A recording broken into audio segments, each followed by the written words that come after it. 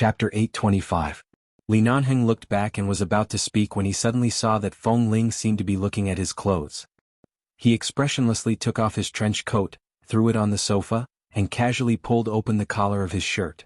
It was just a simple and casual action of quickly taking off his clothes, but there was an inexplicable hint of wildness in his manliness, causing Feng Ling's gaze to stiffen. "What are you looking at?" Nanheng glanced at her coldly again. Feng Ling quickly looked away and walked away from the door quickly. When she was about to return to the bed, she suddenly heard the man say, "What? Look at your attitude. Are you not convinced?" "No." Feng Ling tidied up her slightly messy collar and said, "But boss, you really don't have to be unhappy because of the matter between me and Miss Qin. I don't have any feelings for an innocent little girl like Miss Qin, but she doesn't have any bad intentions, so I can't hurt her heart too much." "Hurt a little girl's heart?" Nanheng raised his eyebrows and looked at the young man who had already tidied up his hospital gown. The young man's face was clearly very likable, but he was usually too cold and heartless, but he showed a little rare patience to a little girl. He sneered coldly and casually unbuttoned the exquisite and expensive cuffs of his shirt. "In the end, opposites attract each other. It's rare for you to be soft-hearted." Feng Ling just smiled, and her short black hair, which had just been wet by the raindrops, fell on her forehead. "Boss, if you have to think so crooked, then I can't help it. I always remember the rules and regulations of the base and will not violate the rules." "Okay, remember what you said." Nanheng didn't continue to harp on this matter. After glancing at Feng Ling, he unbuttoned his shirt, took it off, and went into the bathroom bare-chested. Since the last time she saw Boss Li directly take off his clothes here, Feng Ling had been used to it, but she still looked away. Not long after, Li Nanheng changed his clothes and came out. When she turned back, she noticed that he had only changed his suit and shirt. In the bathroom of her ward, there was the suit he changed out of last time. After washing it, he sent it back here. Feng Ling didn't know where to put it, so she simply threw it in the closet in the bathroom. It was just a set of clothes, and he actually remembered that it was here. Should he say that Boss's memory was too good, or that he didn't take it away because he had other intentions? However, even if he had other intentions, what else could he be after? Feng Ling didn't understand why this thought popped up in her mind. Li Nanheng came out and approached her. Ignoring the strange emotion that flashed across Feng Ling's eyes, he asked mildly, "Have you done the atomization today?" Feng Ling knew that he was no longer angry, so she didn't continue to argue about Qin Shuk. She glanced sideways at the rain outside the window, took a small step to the side, and instinctively kept a relatively safe distance from him. She answered, "Yes, I've done it. From this morning to just now, I've done it twice. The doctor said I'm recovering well." Just as Nanheng was about to say something, the door of the ward was suddenly knocked, and then a young nurse came in. When the nurse saw two good-looking men standing inside, one tall and one thin, although it was not the first time she had seen them, she still couldn't help blushing. After all, she had come in with the chief doctor several times before, but today she came in alone. "That. Mr. Feng, the doctor asked you to go to his consultation room.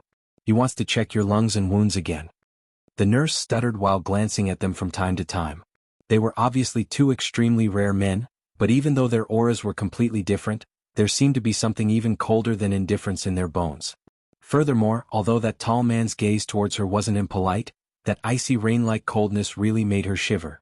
It was so cold that she didn't even dare to say what she wanted to say next. She hurriedly shut her mouth, turned around and quickly walked out, not daring to look back. "Are you hostile to all the girls in the world?" Feng Ling couldn't help asking. "The nurse came to inform me to go to the consultation room." "How did she offend you? Why did you glare at her like that?" Li Nanheng withdrew his cold gaze toward the door and said indifferently, "Did I glare at her? If you didn't, would the nurse be so scared that she ran away with her tail between her legs? Then she must have seen wrongly." The man's expression didn't change. Feng Ling, she couldn't stand this man in front of her, so she turned around and was about to go out. As soon as she turned around and took 2 steps, the back of her collar was grabbed again. Li Nanheng put one hand in his black trouser pocket and grabbed her collar with the other, like a devil who could stretch out its claws at any time. As long as he was unhappy, he would never let go of the puppet in his hand easily. The man's expression was cold and arrogant.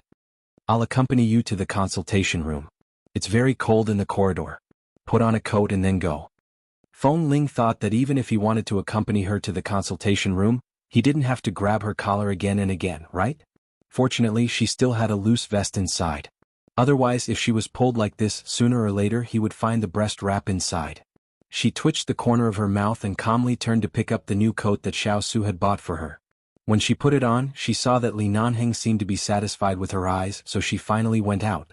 When she went out in the corridor, she was inevitably baptized by the gazes of a group of nurses. Feng Ling walked forward expressionlessly, and Li Nanheng walked past her without shifting his gaze an inch.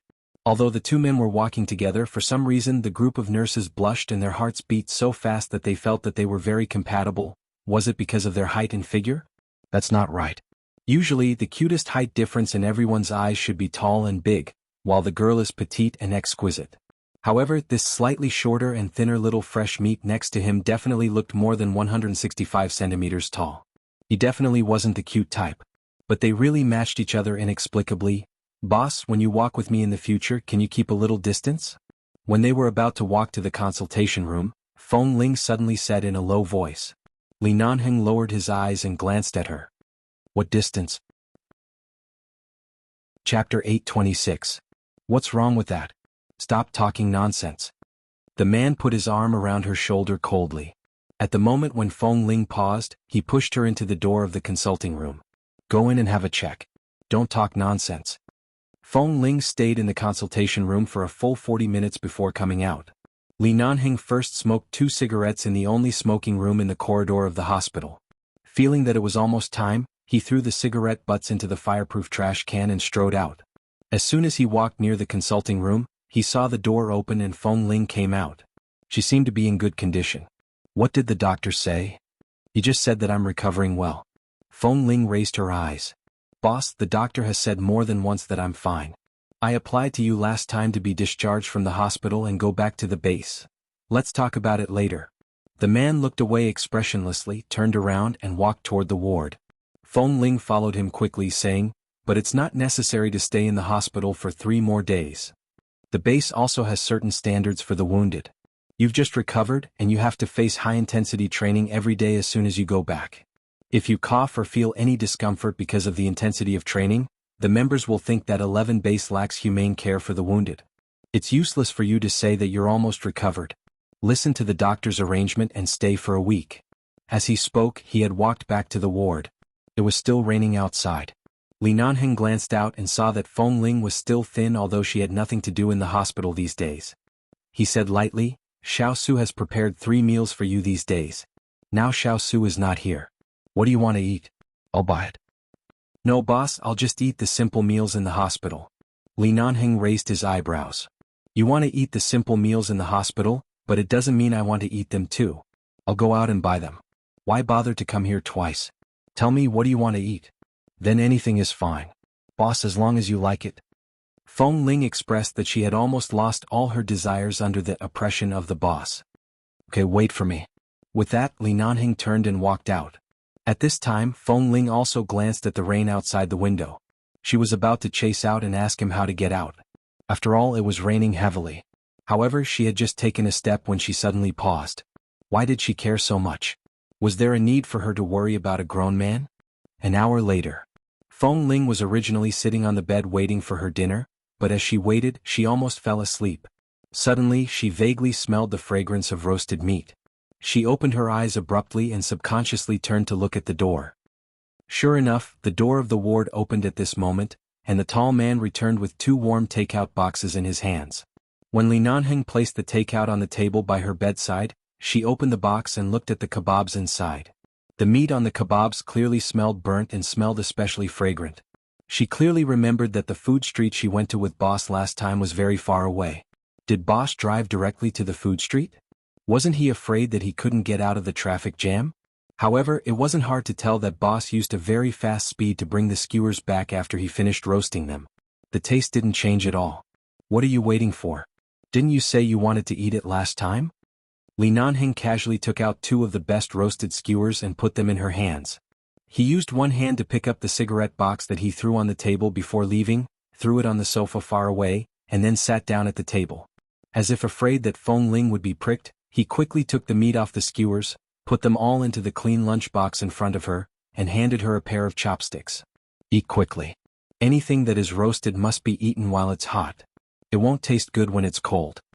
Xiao Su originally had something to do and couldn't come back today, but because of the sudden heavy rain, the matter was temporarily put on hold, so he simply rushed back to the hospital. Just now he happened to meet Boss Lee outside. Now that he was outside the ward and saw this scene through the glass door, his mood instantly became extremely complicated. After all, this was the first time he saw Boss Lee deliberately drive to the food street in the troublesome area where traffic was easy to jam.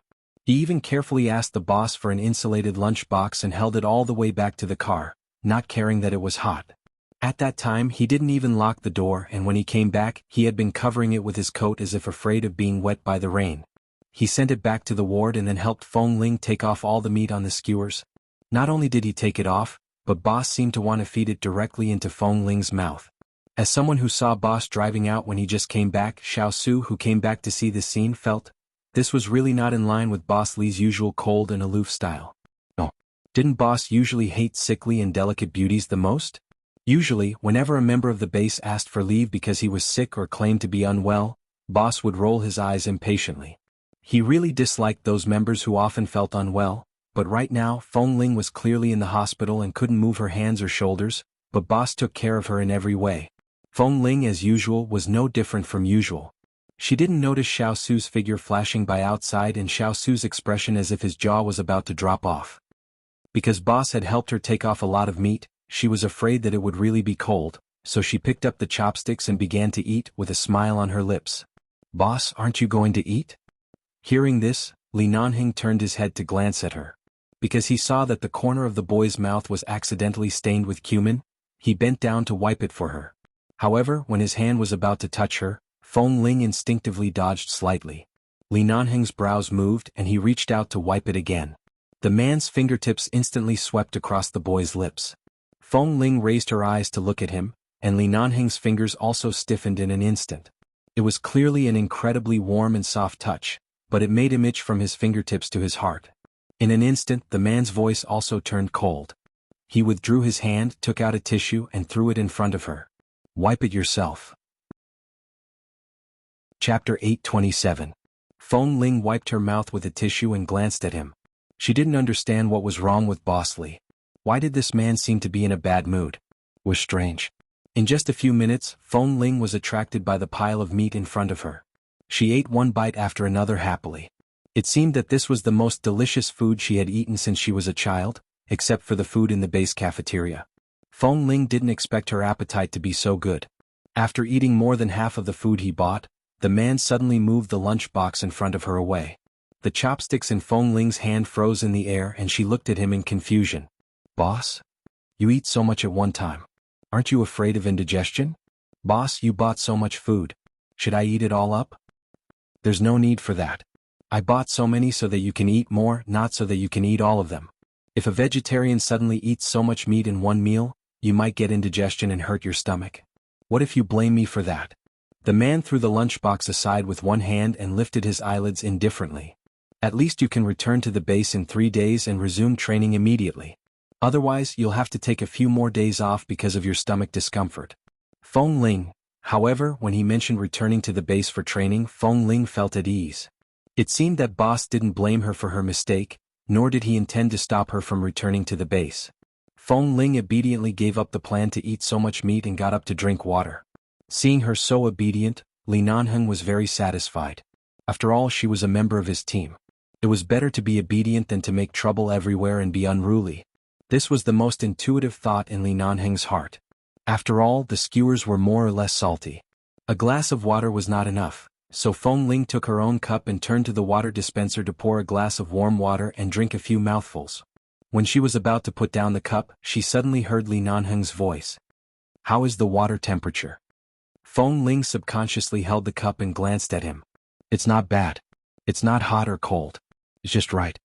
Li Nanheng raised his eyebrows and curled his lips slightly. He said nonchalantly, "I happen to be thirsty. Bring it over and let me have a few mouthfuls." Hearing his words, Feng Ling fell silent for a moment. She clearly felt that this was wrong, but since they were both men and Boss didn't have a fixed cup here, he already said that he wanted to use her cup. He had no intention of treating her as an outsider. If she insisted on taking a disposable paper cup, Boss might lecture her again. Feng Ling was conflicted for a moment. She felt that she had stayed in the hospital for too long and was too free. She was actually conflicted. She walked over and was about to hand him the glass. Li Nanhing pressed her hand, lowered his head, and took a sip of water from the place where she had just touched. The man's cold and indescribably charming face made Feng Ling feel uncomfortable. She felt as though her hair was about to stand up, and her ears were filled with the man's words. Feng Mingzhu was not his fiancée. He had no fiancée. He wouldn't listen to his family's arrangements and marry a random woman. Why did she suddenly think of these words? Feng Ling was about to pull her hand back, but the man clearly hadn't drunk enough. He pressed her hand and continued to press his lips against the edge of the cup she had just drunk. After drinking all the remaining water in the cup, he let go of her hand. The water temperature is not bad. When the man let go of her hand, he indifferently glanced at the water dispenser not far away. What's in the water dispenser in the hospital? What's in it? Feng Ling hadn't returned to her senses and asked blankly. The man glanced at her meaningfully. I'm not sure, but this water is a little sweet. Is it sweet? Feng Ling smacked her lips suspiciously. After a while she said, No, it just tastes like normal water. Seeing that Li Nanhing didn't speak, Feng Ling's heart inexplicably trembled. She couldn't tell what she felt, but she instinctively avoided his gaze, turned to the water dispenser and took half a glass of water. She took another sip, then put down the cup, turned around and licked the water droplets that fell from her lips, saying, It still tastes very normal.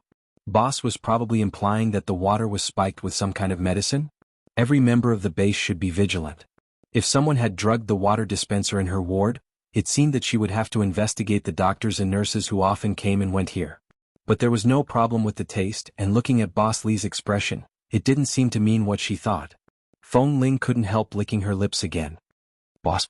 Li Nanheng looked at the boy's rare confused expression and plain face, and the way she licked her lips from time to time, which was particularly seductive. He actually had an impulse to go over and kiss her. Li Nanheng instantly withdrew his gaze, turned his head to the window, looked at the rain outside with his deep eyes, and then looked at the time, saying, Xiao Su just came back. I met him outside. He is still staying in the lounge tonight. I'm in the ward. When Feng Ling heard that Boss was going to stay in her ward again, she couldn't help glancing in the direction of the bathroom.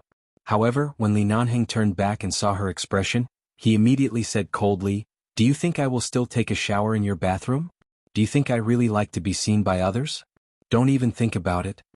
Feng Ling cursed in her heart. Boss, I don't mean that. I took a shower before coming back and just changed my clothes. That's all for tonight. The man's voice was indifferent and cold.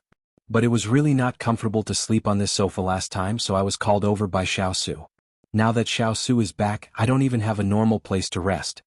Feng Ling subconsciously pointed to her hospital bed, but when she remembered that Boss said she was cursing him to sleep in the hospital bed last time, she just pointed with her finger and didn't speak.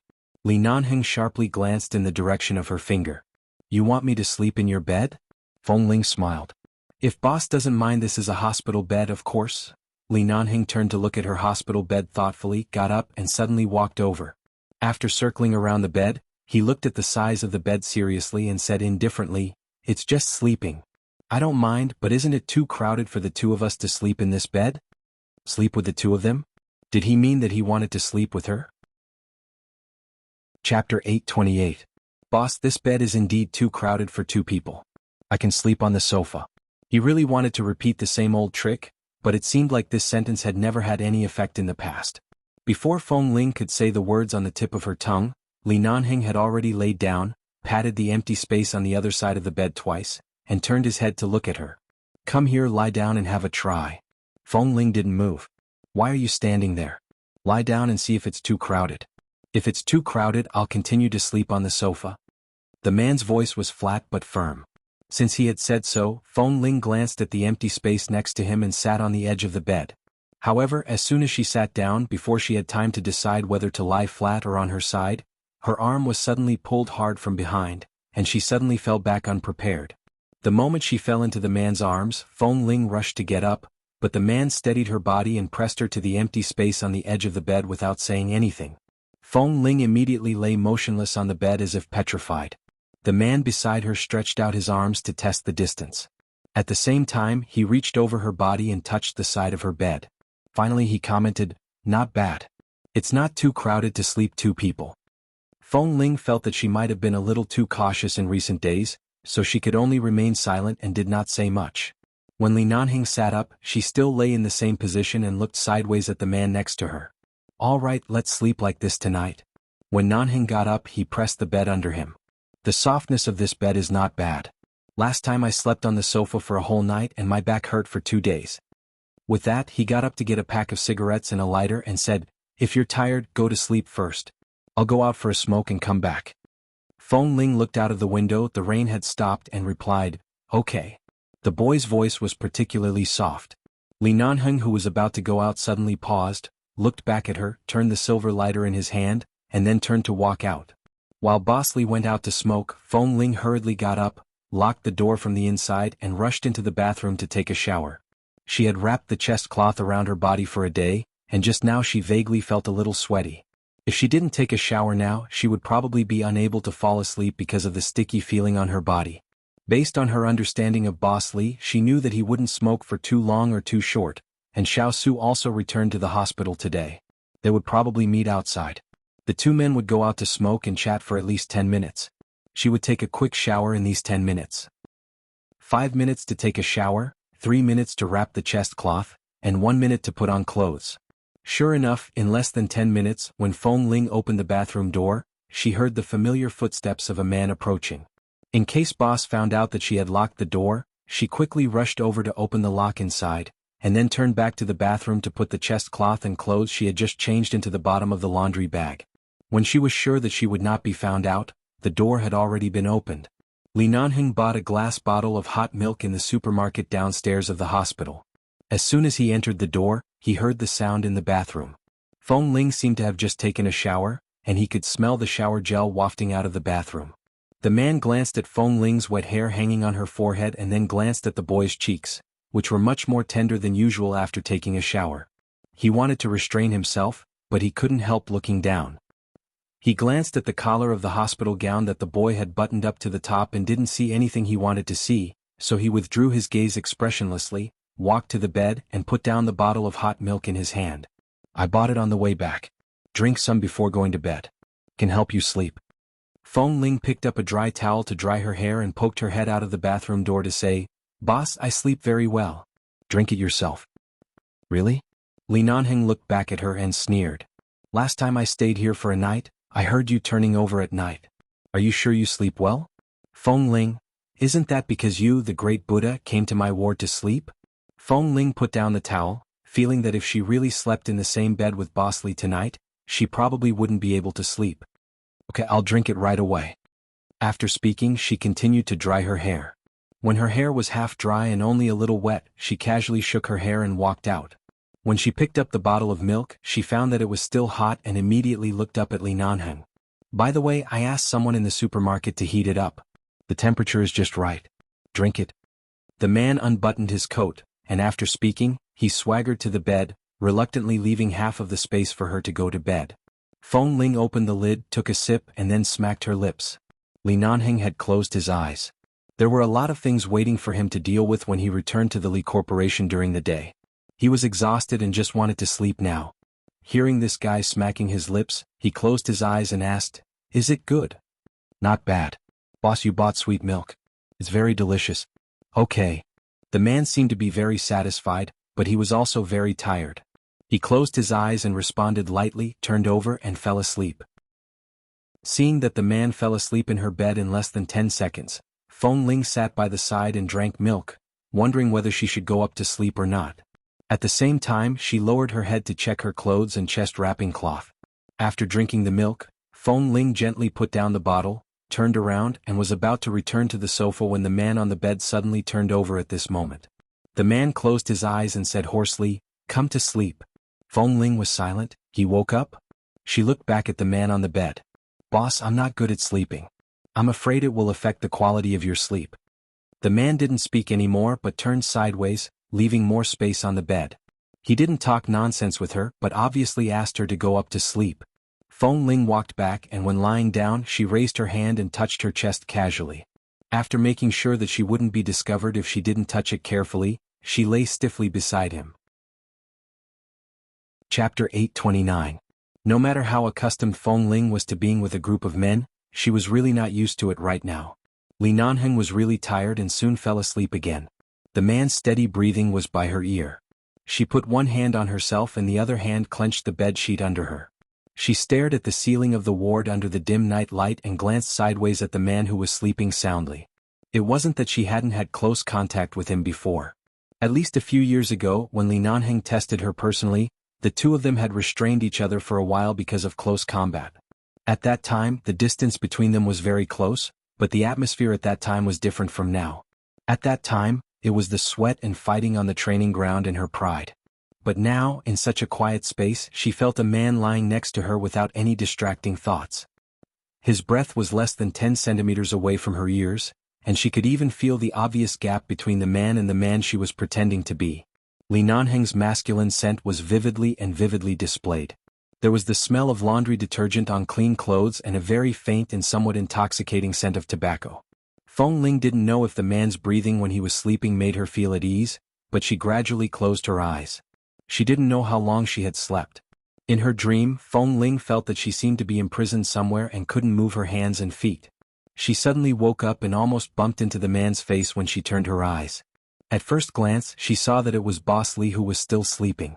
Her heart beat even faster from the shock. She looked at the man's handsome face that was close to her and then lowered her head to see that her calf was directly pressed by his long leg and her two arms were held by him. She was completely held in the man's arms. Feng Ling quietly and gently pushed his hand away. When she got up to move his legs away, the man's brows suddenly furrowed. He abruptly opened his eyes in the darkness and looked at her with his sleepy and dark eyes. "What are you doing?" She wasn't sure if he knew the position he was in when he was sleeping, so she kicked his leg away and stood up. "I'm going to the bathroom." When Li Nanheng was asleep, he was like a sleeping lion. At this moment he was like a lion that was suddenly awakened. His eyes were dark and dangerous. Perhaps it was his natural sensitivity, but after glancing at her again, he glanced at the bed under the two of them and found that he had unintentionally moved closer to her side when he was asleep. He alone occupied almost 2/3 of the space. Without speaking again, he turned over and continued to sleep with his back to her. Feng Ling didn't know whether Boss Li was unhappy because she woke him up or because of something else, but in this case the more she said, the more suspicious she would be, so she simply continued to remain silent. She went to the bathroom and stayed for a while. After going to the toilet, she slowly returned to the bed. However, as soon as she climbed into bed, Li Nanheng suddenly stood up. She couldn't help looking up at the man who suddenly stood up. Seeing that Li Nanheng also turned to go to the toilet, she lay down again. However, after the man came back from the toilet, he felt that the ward was a little stuffy, especially when the two of them slept on the bed together. He was about to open the window when he saw that it was raining intermittently outside. It was not suitable to open the window in the autumn rain season. It was easy to catch a cold, not to mention this was a ward and there was a patient living in it. He glanced out of the window into the dark night, took off his shirt and walked back. Still not sleeping? After taking off his clothes, Li Nanheng casually threw the jacket and black t-shirt aside, and then untied his belt. Under Feng Ling's stunned expression, he seemed to hesitate for a moment, and finally fastened the belt again and walked to the bed. In the 30 seconds when the man untied and fastened his belt, Feng Ling could only see his perfect upper body with the dim night light in the ward. Every inch of his abdominal muscles was extremely sexy, and he only wore this pair of black trousers. The simple trousers that matched the combat uniform wrapped around his two straight, slender and powerful legs. As the silver buckle in front of the belt was buckled again, it was even more sexy, as if he was tempting her to commit a crime. He sat back on the bed and saw that Feng Ling's eyes were open a moment ago, but now they were closed. "Are you a corpse?" "Feng Ling." "Boss, go to sleep." The man snorted. "How can I sleep like this? Look at your expression. If I don't know, I might think I'm going to rape your corpse." Feng Ling. He lay down with his upper body bare, turned over and looked at Feng Ling. He moved his fingers and directly pulled the boy's ear, but his eyes were as indifferent as water. "Why are your ears so red? Do you have a fever?" Feng Ling didn't answer, closed her eyes and pretended to fall asleep. Seeing that this guy had learned to shut up, Li Nanheng didn't embarrass her. The rain outside the window was still pattering, knocking on the window, making the ward particularly quiet. The boy's breathing gradually stabilized from the beginning, and unexpectedly he had a good night's sleep. But why were his ears red all the time? Maybe it was really too stuffy in the ward. 3 days later, Feng Ling was discharged from the hospital. When she was discharged, Kay and the others happened to be on a mission, so they passed by the hospital to take a look. Li Nanheng's car was naturally parked downstairs. During the week when Feng Ling was hospitalized, Li Nanheng appeared a total of 3 times.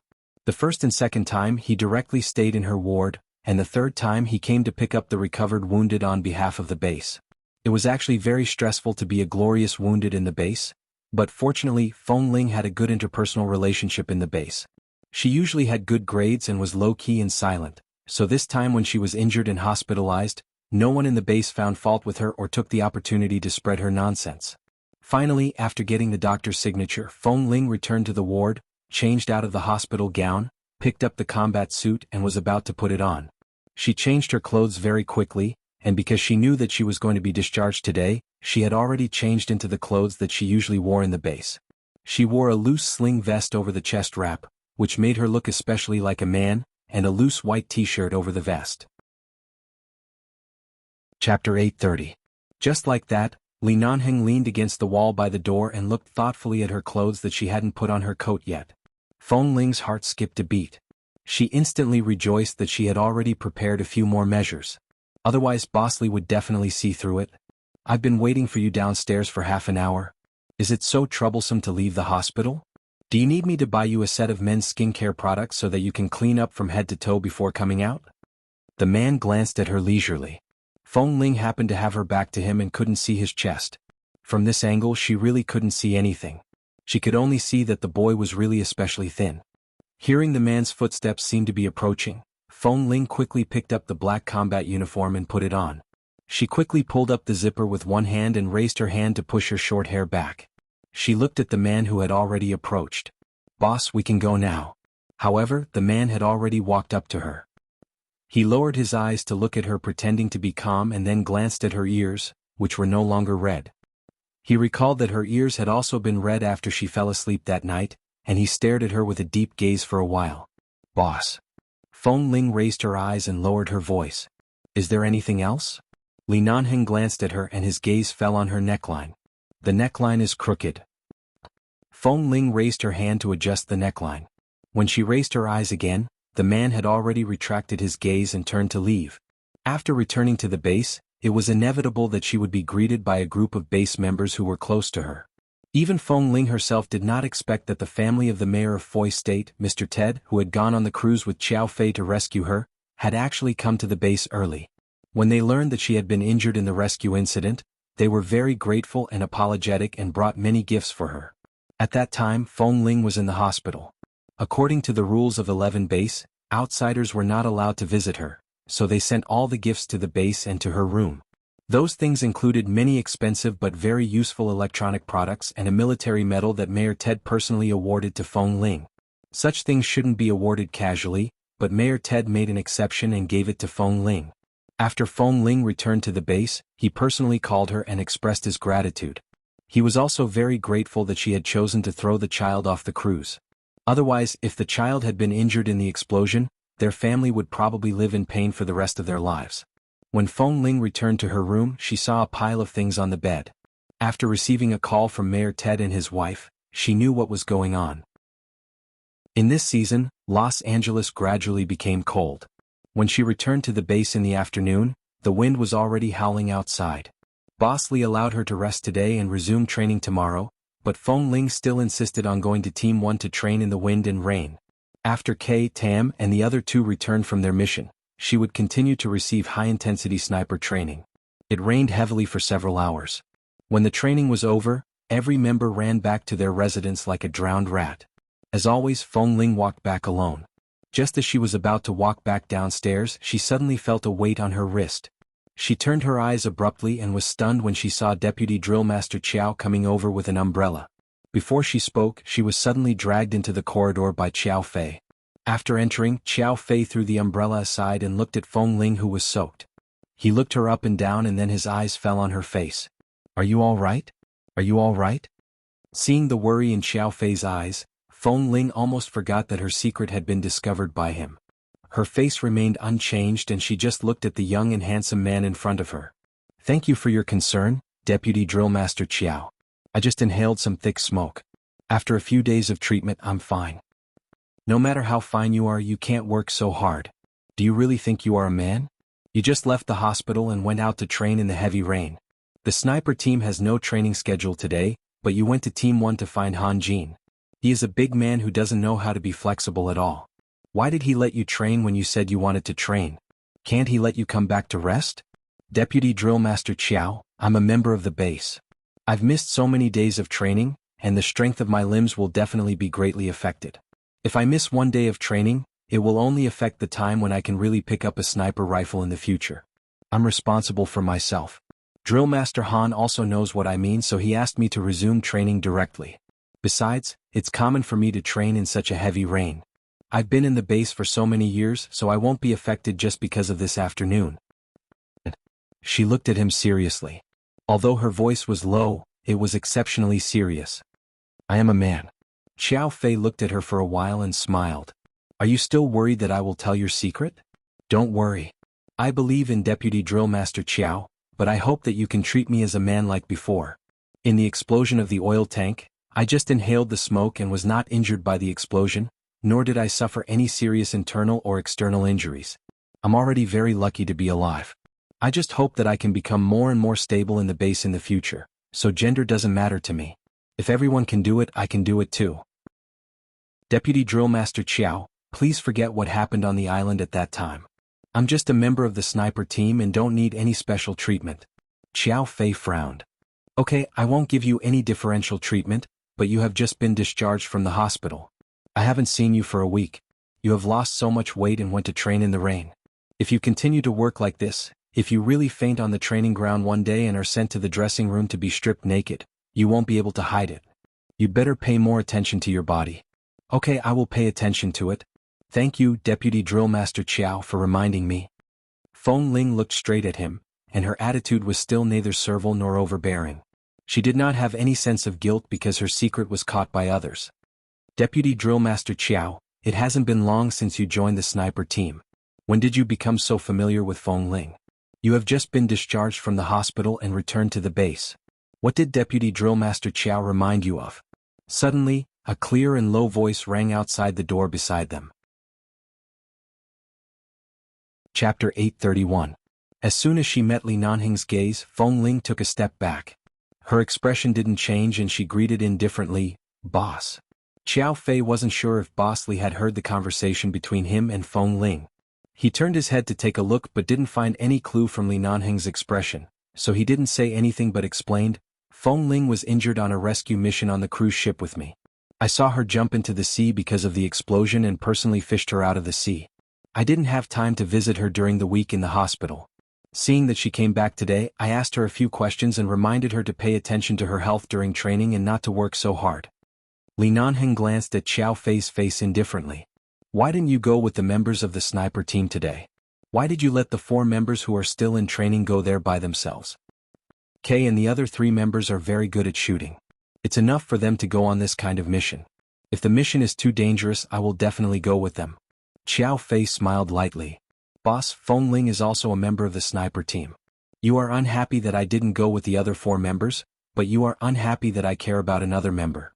It's really difficult for me to be an assistant drill master." However, when Xiao Fei said this, he continued to meet Li Nanheng's eyes, only to find that Boss Li's eyes were extremely cold. Compared with the coldness, what made Xiao Fei more nervous was the coldness and ruthlessness in his eyes. Since Xiao Fei entered the base, he knew that Boss Li was not someone to be trifled with, but at this moment he felt that Boss was really not someone to be trifled with. However, Boss Li was really too concerned about Feng Ling. Did Boss Li also know Feng Ling's secret? Impossible. First of all, Li Nanheng was the person in charge of 11 base. He had responsibilities. If he knew Feng Ling's gender, no matter from which angle, he had to act according to the rules and regulations of the base. It was absolutely impossible for him to let Feng Ling stay here, nor could he rest assured to let her go on all kinds of missions. And if Boss had known that Feng Ling was a girl, he wouldn't have been so merciless as to let her receive all kinds of intensive training, and the intensity of the intensive training was even heavier than that of Kay and the other rough men. Go back to Team 2 if you can't do it. There are plenty of drill masters in the base who are proficient in long guns and sniper rifles, Li Nanheng said mercilessly. All the drill masters in the base were excellent members who had been trained here for many years. They had long been accustomed to Boss Lee's merciless and vicious tongue, but they also knew that although Boss's mouth was not pleasant, every time he went out on a mission, he cared about the lives of every member and would never allow anyone to die. Except for his bad temper, everything else was good. Qiao Fei was already used to it. Especially after he joined the sniper team, Boss Lee's gaze became more and more unpleasant. Now, Li Nanheng had already approached, and his noble and cold face was only left with an uneasy sense of oppression. Boss, it's fine that you usually make fun of us, but there are members here. No matter what, you have to give me, the deputy drill master, some face, right? Qiao Fei stood beside Feng Ling and laughed to save some face for himself. Then he glanced sideways and hinted Feng Ling to leave first. Feng Ling turned around quietly and was about to leave when Li Nanheng suddenly stopped her. Stop, did I say you can leave? Feng Ling paused and suddenly turned to look at him. The man walked to her side, leaned over, and his cold breath hit the back of her ear. When you first returned to the base, you went to Team 1 to look for Han Jin. What did you say at that time? I said that I had been delayed in the hospital for so many days, and my limbs felt a little stiff. I needed to resume training immediately. Otherwise it would affect all aspects of the sniper team in the future, Feng Ling answered calmly. Did I ask you to take a break this afternoon? Yes, boss asked me to rest, but I asked to go back to training. So you felt wronged when you encountered a rainstorm during training? No, I didn't. If you didn't feel wronged, why would Deputy Drill Master Qiao bring you here and comfort you? If you feel uncomfortable, shouldn't you tell your boss directly? When did Deputy Drill Master Qiao become your part-time psychiatrist? Li Nanheng's voice was light and cold, but Feng Ling clearly felt that this man seemed to be very unhappy. But Feng Ling still heard the meaning behind his words. He was warning her to keep a distance from Qiao Fei in the future. Qiao Fei was the deputy drill master of the sniper team. She didn't have much contact with him except during training. Why did he suddenly remind her to keep a distance? At most, he was saved by Qiao Fei on the island last time, and he was caught talking here today. That's all. Standing by the side, Qiao Fei raised his hand to his lips and coughed. He cleared his throat and said, Boss, Feng Ling is a member of the sniper team. He was injured right before my eyes. It's only right for me to say a few words of concern. I don't like hearing your words. Li Nanheng didn't wait for Feng Ling's words but Qiao Fei's. He suddenly smiled, but his eyes were cold. The moment he turned his eyes, it seemed that he could freeze Qiao Fei into a popsicle and insert him into the crack of the wall. You pulled her into the corridor and whispered to her. You two men, are you concerned about her?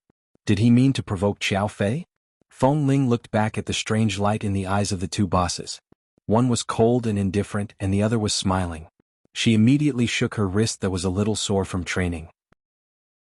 The rain outside had already stopped, but she was wet and looked extremely embarrassed. Unlike the young master of the Li family beside her, even though he was wearing the same uniform as everyone else, he still looked noble and luxurious. Just by standing beside her, her aura would make people feel pressured and extremely cold. In addition, Qiao Fei, who always showed a smiling face but was actually not simple, only felt that it would be extremely troublesome if her gender was known by Boss or Qiao Fei. Boss, Deputy Drill Master Qiao, I'm still wet. Can you let me go back to take a shower first? Otherwise, if I really catch a cold tomorrow, I'm afraid I'll really faint on the training ground. At that time, I'll lose the face of the sniper team. Feng Ling shook her wrist and raised her hand to press her shoulder.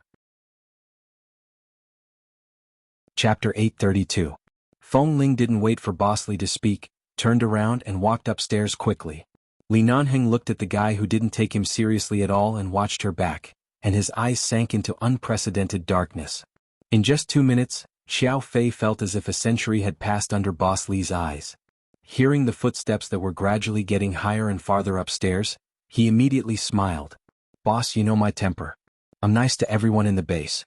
Feng Ling is now my subordinate. I watch them train every day and more or less have feelings for them. But boss, you're usually not close to anyone. Why are you so special to Feng Ling all of a sudden? Li Nanheng put his hand in his trouser pocket and asked coldly, what's special about him? Although Feng Ling does look like a little girl, he is still a man. Boss, don't take pity on him. We are used to being vegetarian in the base. I can understand your loneliness, but Feng Ling is straight. Even if you want to turn him, he may not be willing to accept you. Li Nanheng opened his lips and said, you think too much. That's good. After all, boss, you are the only heir of the Li family. The elders are all waiting for you to marry a wife and give birth to a great-grandchild or great-granddaughter for them to hold. If you turn gay. Xiao Fei didn't finish his words. He just smiled meaningfully and didn't finish his words. Li Nanheng didn't look at him again, turned and went upstairs with a swish and strode upstairs. Boss Li and a member of the sniper team lived in this building. Xiao Fei didn't live here, so he had no reason to go upstairs.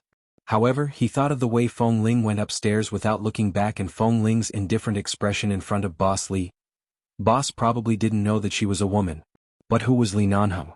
He was a cold bystander who seemed to stand outside the secular world. Even if he didn't spend much time with Feng Ling with Li Nanheng's keenness, it was impossible that he didn't notice or suspect something.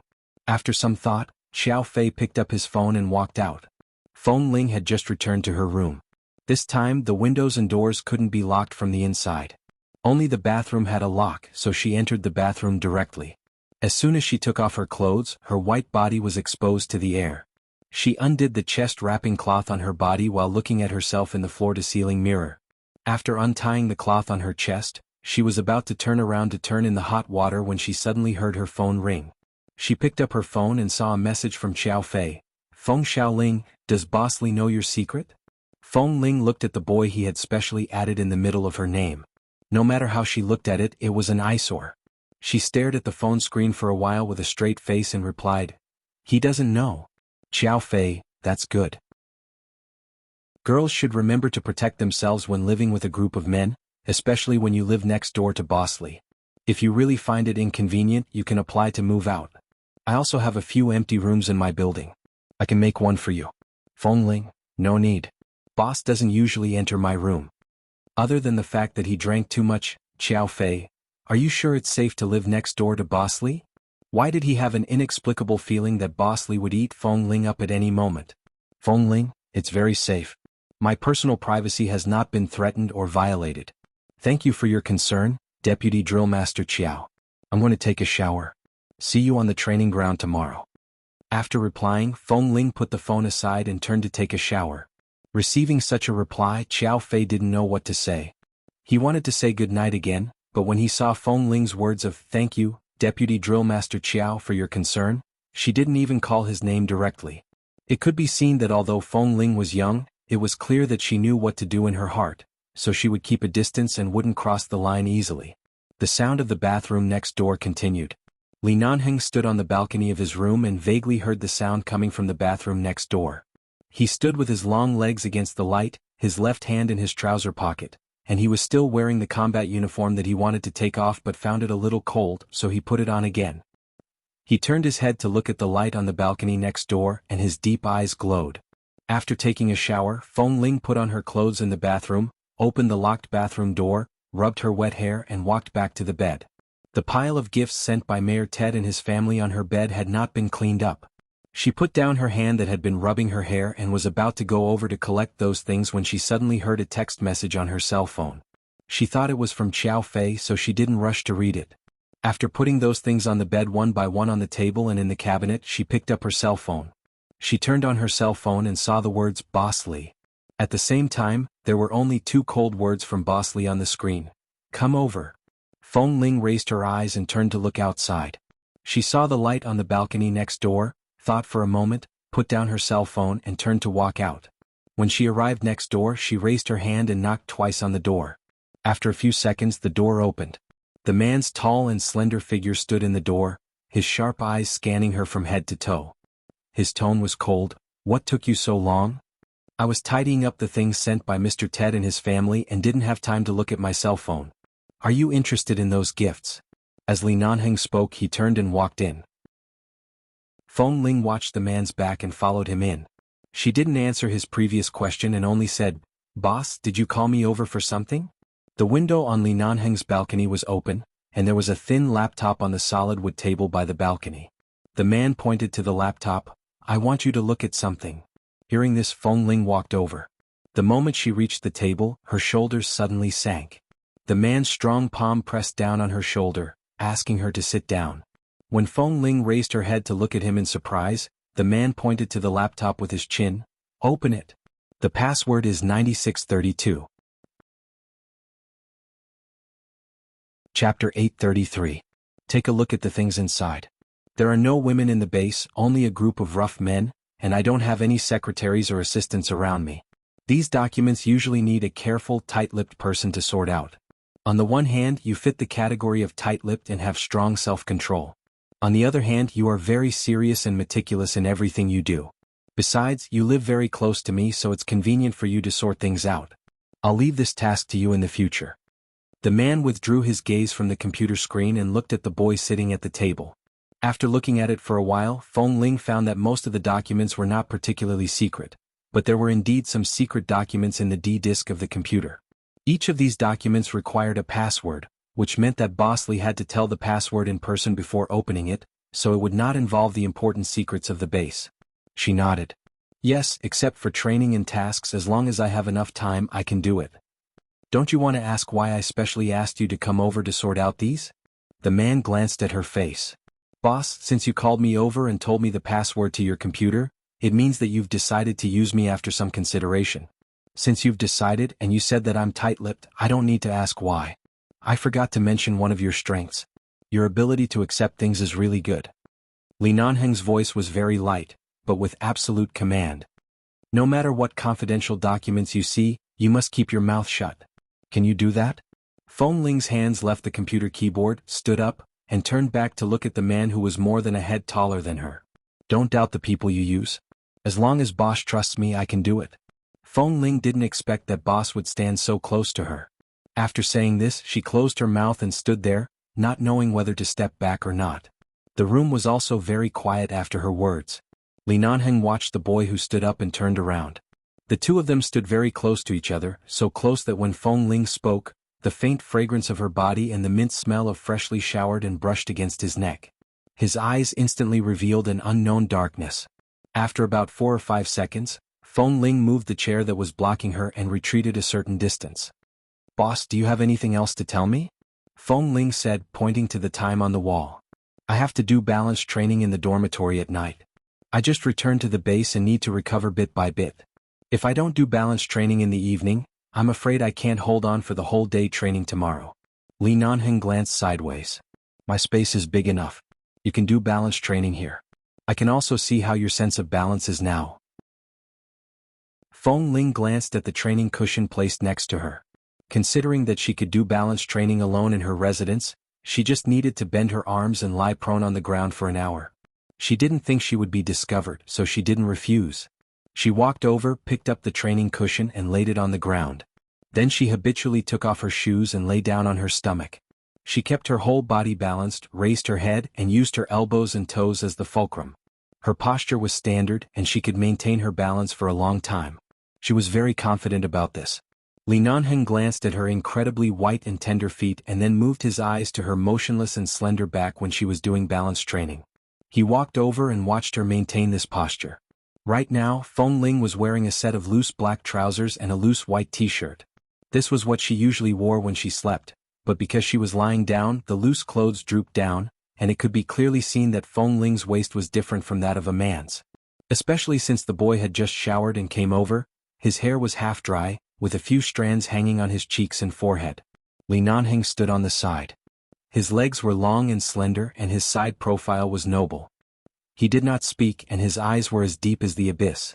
His fingertips slid across the black cell phone he had just picked up, and suddenly he took a photo of the back of the boy lying prone on the ground. His cell phone was muted, so there was no sound when he took the photo.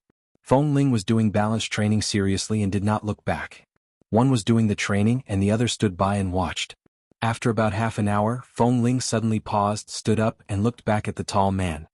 Boss, I'll affect your rest if I do the training here. I'd better go back to my room to continue. This kind of balance training was simple, but no matter how many years people had practiced it, as long as it lasted more than 10 minutes, they would sweat all over and Feng Ling was no exception. Although she had just taken a shower, there was obviously some sweat on her face, and there was also some sweat around her white neck and collarbone. It does affect my rest. Go back. These cold words immediately liberated Feng Ling. She turned and walked out of his room quickly. It was not until the door was closed by Feng Ling from outside that Li Nanheng looked at the soft cushion on the ground again and closed his eyes. In his mind, the scene of the boy's white toes bending slightly on the soft cushion because of too much force, and the boy's slender back and A certain feeling began to rise from his lower abdomen, and it was steaming hot.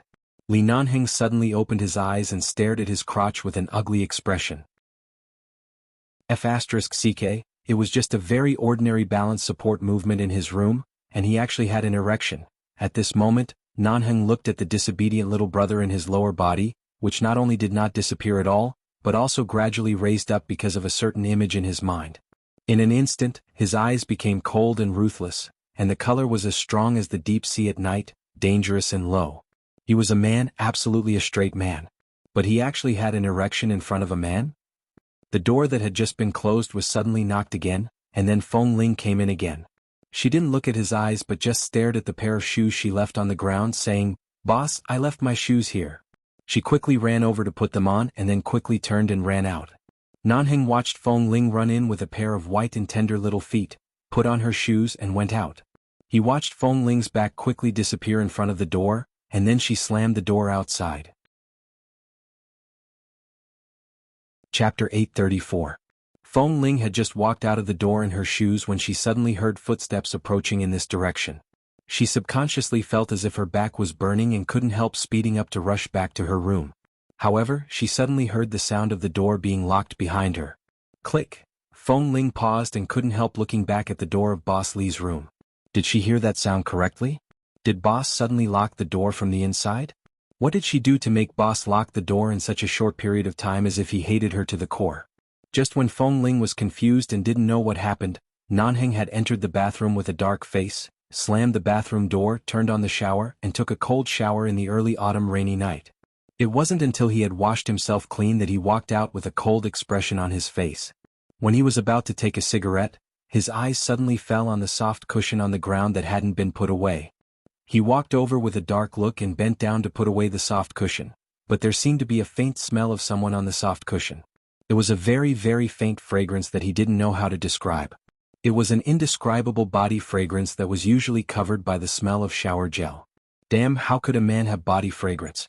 Nanheng glanced at the soft cushion on the ground again, rolled it up and threw it aside. Then he looked down at his little brother who was about to raise his head again. He pursed his lips coldly, turned around, picked up a box of cigarettes and walked to the balcony. At night, 11 Base was quiet. The slogans and gunshots that usually sounded on various training grounds had long disappeared at this time. It was so quiet that one could even hear the howling in the mountains and jungles not far away. It had been 3 months since Feng Ling was hospitalized due to injury, and the weather had already entered winter. In order not to affect the stretching of their movements, the members in the base still wore the same black uniforms as in summer during training. They only added a very thick layer of something similar to knee pads on the knees and elbows to prevent frostbite. However, because there was a lot of physical exercise during training, even if the weather was a few degrees below zero, they still sweated all over. Years of exercise made every member very good physical fitness, and they didn't easily catch a cold. Except for the explosion on the cruise ship, Feng Ling had not been sick much, and she had been training hard in the past 3 months after returning to the base. After 3 months of training, she, Kay, and the other 3 had successfully obtained the sniper rifles arranged for them by the base and learned some basic knowledge of how to operate a sniper rifle. Xiao Fei could tell that Feng Ling really wanted to keep her gender a secret. In the beginning, he more or less took special care of her.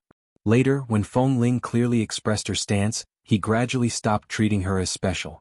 However, during every sniper training session he would stand behind the other 4 and even hold their waists. When it came to Feng Ling, he had to maintain an appropriate distance and was not allowed to casually hug her. After all, she was a girl. Although he liked her very much, Feng Ling's character was really too cold, and she kept expressing her attitude. Even if Xiao Fei was moved, he didn't even have a chance to take a step closer to her. More importantly, Boss Li often inspected by the side, and a casual glance from him could freeze people to death. At 5:30 in the afternoon, there were several gunshots on the training ground in the ice and snow. Feng Ling was the last one to hold a sniper rifle and shoot at the target 300 meters away, but she was also the only one among the 5 people who aimed at the center ring at such a long distance. Seeing that she actually hit the bullseye 300 meters away, Kay put down the sniper rifle in his hand in disbelief and turned to look at Feng Ling. Fuck, not bad.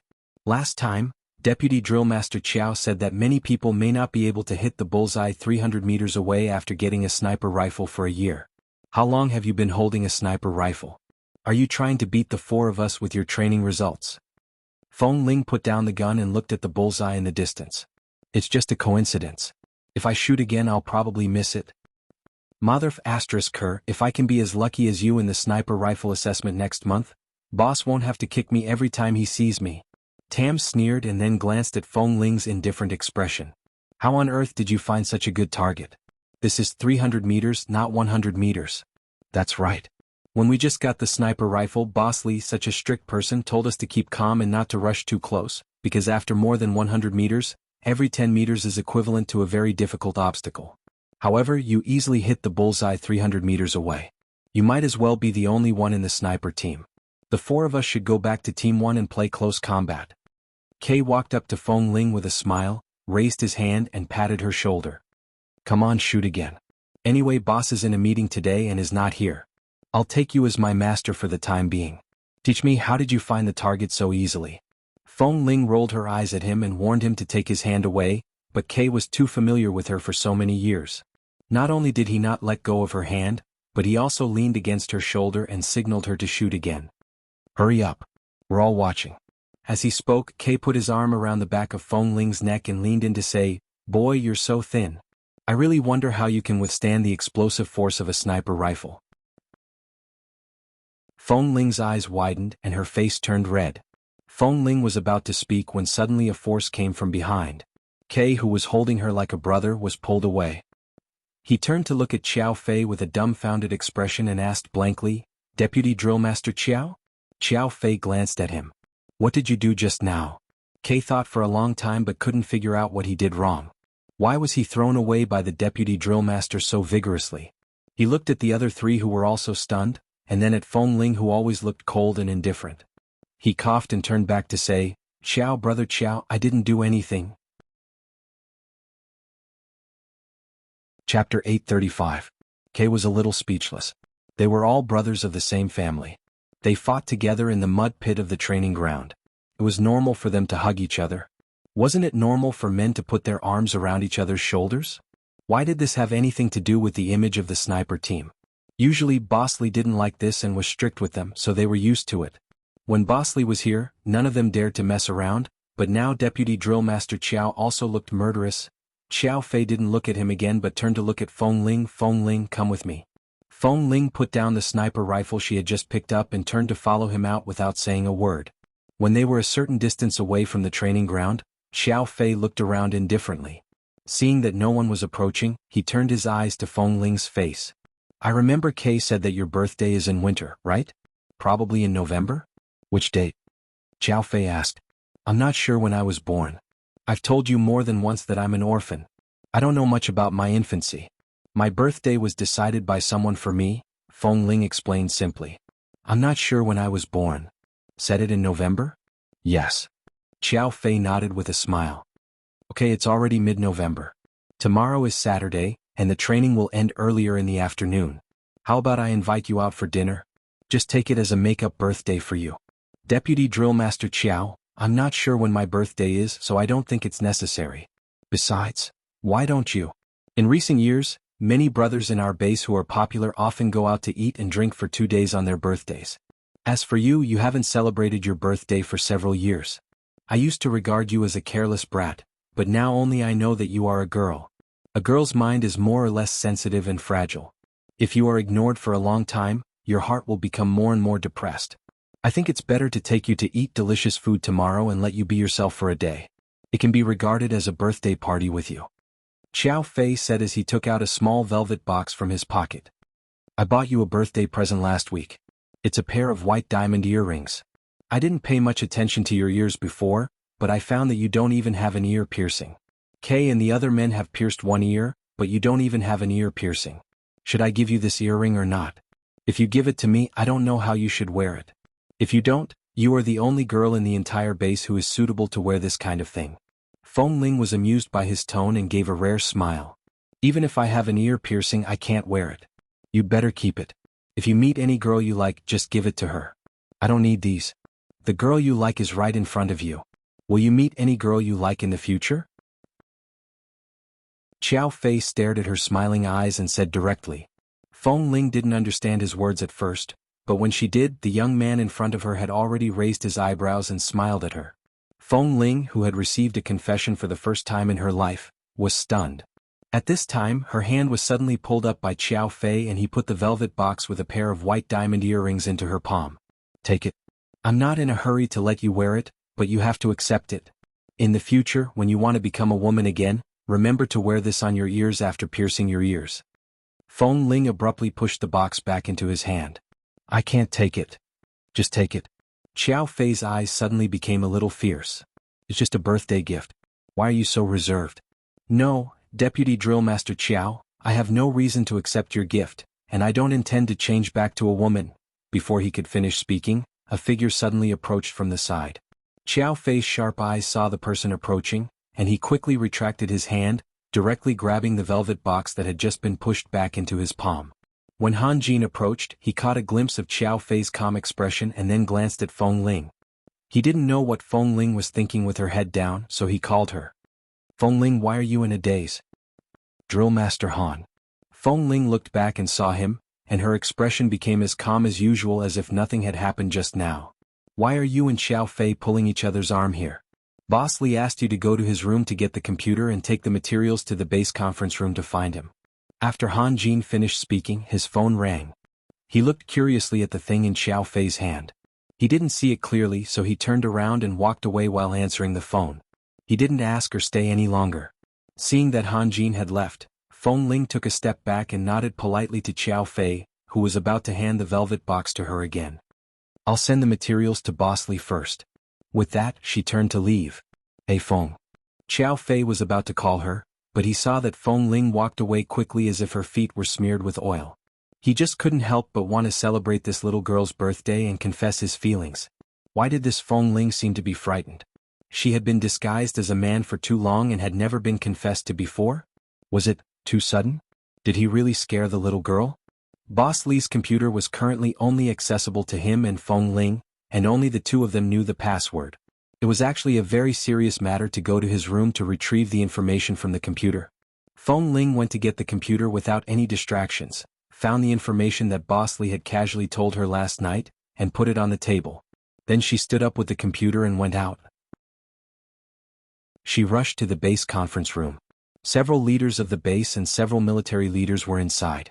Feng Ling walked in silently, put down the computer and was about to leave when Xiao Su, who was sitting next to Li Nanheng, suddenly said, Boss, in fact, Feng Ling is a good candidate. Last time in the hotel box, she dressed up as Boss Li and she looked quite good. Hearing this, Feng Ling's eyes fell on Xiao Su's face and then turned to Li Nanheng sitting in the center of the conference table. At the same time, everyone in the base conference room turned their eyes to Feng Ling and even looked her up and down. Chapter 836. Because Li Nanheng didn't speak, no one here spoke, but their eyes were still fixed on Feng Ling. Put it down and go back first. As if he hadn't heard Xiao Su's suggestion, Li Nanheng coldly put out the cigarette in his hand in the ashtray on the conference table. Li Nanheng's voice was so cold that Xiao Su, who was sitting on the side, felt that he shouldn't have made this suggestion. He immediately shivered and shrank back without saying anything. However, just as Feng Ling nodded and was about to leave, one of the military leaders suddenly said, I think he is really suitable for this operation. His name is Feng Ling, right? Previously, when we rescued Mayor Ted and his family, he made a great contribution. Furthermore, our people have seen his skills and agility. He is a very reliable member. Furthermore, based on his figure and appearance, if he were to participate in this operation, it would definitely be much easier. Li Nanheng raised his eyes to look at Feng Ling, who was standing in front of the conference room. His eyes were deep and calm, but there seemed to be a huge whirlpool in them, making it difficult for people to read his mind. However, Feng Ling clearly felt that this mission should not be simple, and Boss Li didn't intend to let her participate in it from the beginning. The US military had gradually become particularly dependent on 11 Base over the years. When they encountered some difficult situations, they would directly turn to 11 Base for help. But if they could come to the base in person, it must not be a simple matter. Another comrade in charge of the military also said, he is indeed very suitable. The other people at the conference table also nodded one after another, including the other drill masters in the base. Indeed, in the entire base, Feng Ling is indeed the most suitable. After hearing these words, Li Nanheng didn't have any expression. He crossed his legs, leaned back and raised his eyebrows, like a cold emperor, lazy and noble. So, This kind of mission to sneak into the terrorist base is given to a newcomer who has just entered the base for less than 3 years? And he is a member of the team who has just learned how to pick up a sniper rifle?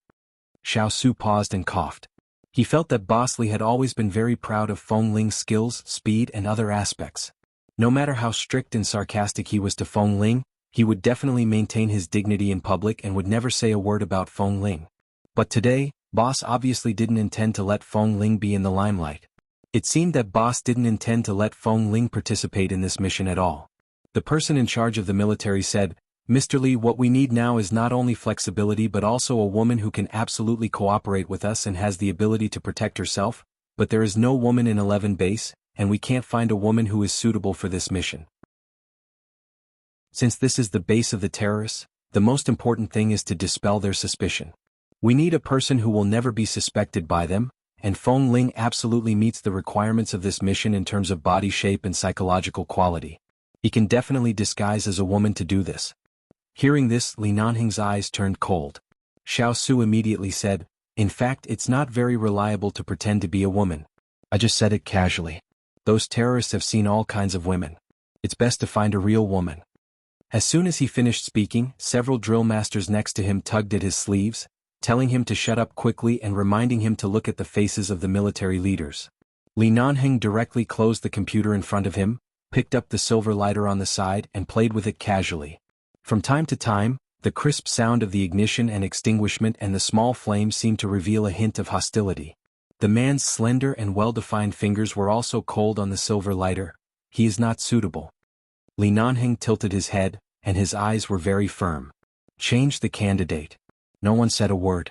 Everyone knew that Feng Ling was indeed a very suitable candidate for this operation, but Boss had said it, so no one could say anything more.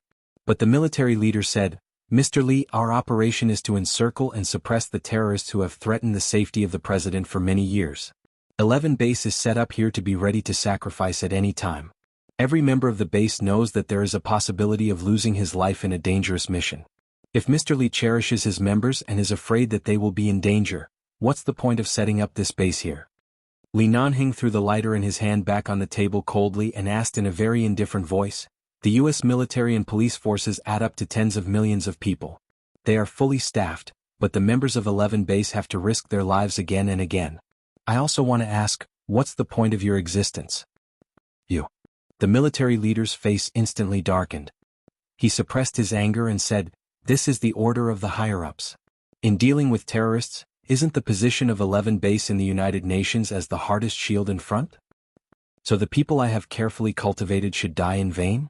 Li Nanheng's eyes were as cold as a cold pool, cold and piercing. "Let me think about this matter for a while. I will make reasonable arrangements before the mission tomorrow." The military leader smiled coldly and turned to look at Feng Ling. "It's time to make contributions to the United Nations. Feng Ling, I just want you to disguise as a seemingly weak and harmless woman, sneak into a bar run by the terrorist leader in the red light district of Los Angeles to spy on the enemy, cooperate with us to encircle and wipe out their leader, and at the same time overturn their bar and hidden base lair. This kind of thing only requires you to disguise as a woman. It should not be difficult." Feng Ling roughly understood what they were talking about. Now that she heard the words of the military leader, she understood what they were talking about just now. She didn't say anything but turned to look at Li Nanheng. Li Nanheng narrowed his eyes, put one hand on the conference table, and looked at Feng Ling with dark eyes. Just as Feng Ling was about to speak, Li Nanheng said coldly, and his words were piercingly cold, "She is just a newcomer, not suitable for this operation. I will arrange another candidate. There is no need to be so anxious to decide on her directly." At the same time he looked at her coldly. "Get out." Chapter 837. The military leader said with a faint smile, "Mr. Li, you have always cooperated with us in these operations and you have always been serious and thoughtful. The United Nations and the higher-ups have always been very satisfied with 11 base, but even if 11 base is a unique existence that we can't afford to offend, there are still people from the United Nations above us. No matter how influential the Li family is, its lifeline is still in the hands of the United Nations. If you delay this operation because of your selfishness, if the higher-ups are unhappy, they may revoke the power of the base or dismiss you, Mr. Li, which is not worth the loss." Li Nanheng was not threatened by these words at all. He said word by word, and his cold eyes could almost freeze people to death. No matter who is above us, even if it is the king, since 11 base is in my hands, the arrangement of the mission members is up to me. The military can only assist in the operation and has no right to interfere with any decision made in my base. The military people instantly fell silent, but everyone could feel that the temperature in the conference room of the base could not return to normal.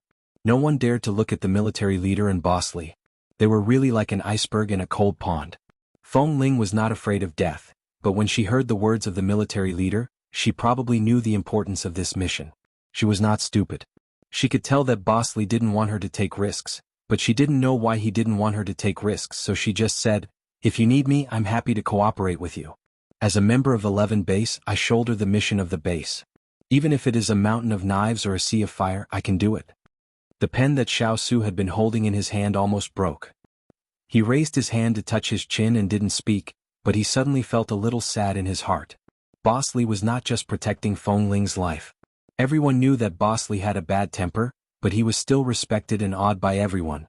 As long as it was a member of his base, he clearly remembered every life, unlike those people on the military side who only used 11 base as a life-saving meat shield and hid behind it.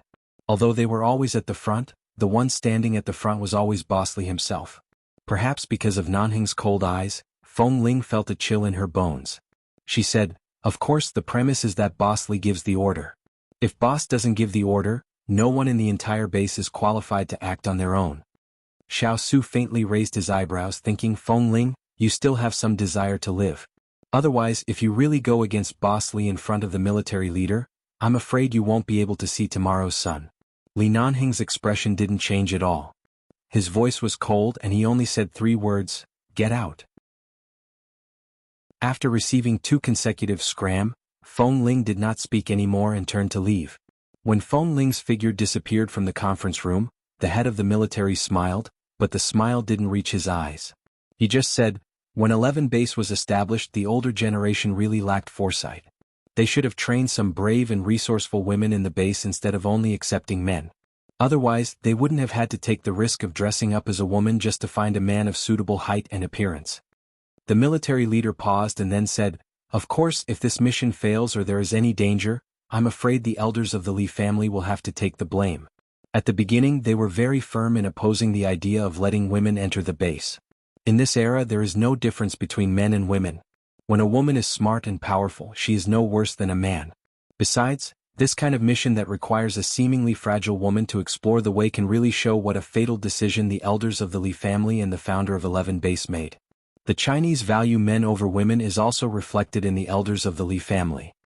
Li Nanheng glanced at the person in charge of the military and said, "Since the US military and police value women so much, why can't they even find a qualified woman for this operation? Why do they have to go to 11 base and disguise themselves as women?" The military leader paused and his eyes suddenly turned cold. "As far as I know, there are a lot of strong women in the Los Angeles military base. I've seen several women mixed in with the personnel in the previous operations, but they don't seem to be of much use. Since you don't have the stubborn thinking of the older generation, why don't you offer them to us? This is your 11 base's business. You are responsible for fighting and supporting, and we are only responsible for cooperation. I can't decide the personnel deployment. Since the higher-ups have assigned the mission to you, of course, it's up to you to choose," the military leader said coldly. The king-like man sitting in the middle of the conference table tilted his head, and a cold gleam flashed across his deep black eyes. "Since it's up to us to choose, who gave you the right to assign people here just now? Those cowards who hide behind 11 base for everything are really brave when it comes to fighting back. You." Without waiting for the military director to speak, everyone in the conference room watched the cold and picturesque man pick up the computer on the table with one hand, get up and walk out. What's going on? Mr. Li has always been very polite to the military. Why does he seem to be very unhappy this time? I don't know. Maybe it's because the military leader dares to provoke us every time he comes. He really thinks that our 11 base is just following orders and that our boss is easy to deal with. If it weren't for the fact that the elders of the Li family insisted on keeping 11 base in the United Nations, Boss Lee would have already fallen out with them. TSK, these people are really embarrassed. If it weren't for 11 base, I don't know how many people would have died in so many dangerous missions. Yes, there is an old saying that 2 tigers cannot share a mountain. The US military has long been displeased with 11 Base. After all, most of the power in their hands has been divided up by 11 Base. They gave us so many missions that were obviously fatal, and we did them well without suffering any losses. However, they still asked us for such an operation this time and even gave us such a difficult task. They are really shameless to the extreme. There was a whisper in the base conference room. Chapter 838. It was late at night and Feng Ling's sleeping time was fixed. At 10 o'clock she lay down to rest. All of a sudden her cell phone rang. She took a look at it and saw that it was a message from Xiao Su. He asked her to go downstairs and said he had something to talk to her. Feng Ling turned to look out of the window. The light in the room next door hadn't been turned on all night. She picked up a coat, put it on and went out. When she went downstairs, Xiao Su was waiting for her outside the door, holding a cigarette that was about to burn out. It seemed that he had been waiting downstairs for a while. "Brother Su." Feng Ling walked over. Xiao Su threw the cigarette butt in his hand down, raised his foot to crush it and said in a low voice, "What do you plan to do about what you heard in the conference room?" "Feng Ling, I don't have any plans. I'll listen to the arrangements of the base. If they want me to go, I'll go." Xiao Su smiled. "You're really straightforward. It's obvious that the military deliberately made things difficult for you, but you're too simple. You don't know the private grievances between the US military and our 11 base." "What grievances?" "When the elders of the Li family were in charge of our 11 base, we were already very powerful and almost threatened the prestige and status of the US military. In the United Nations we were also a high-profile force.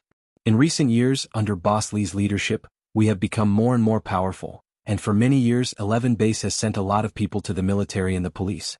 You know very well the training methods of our 11 Base.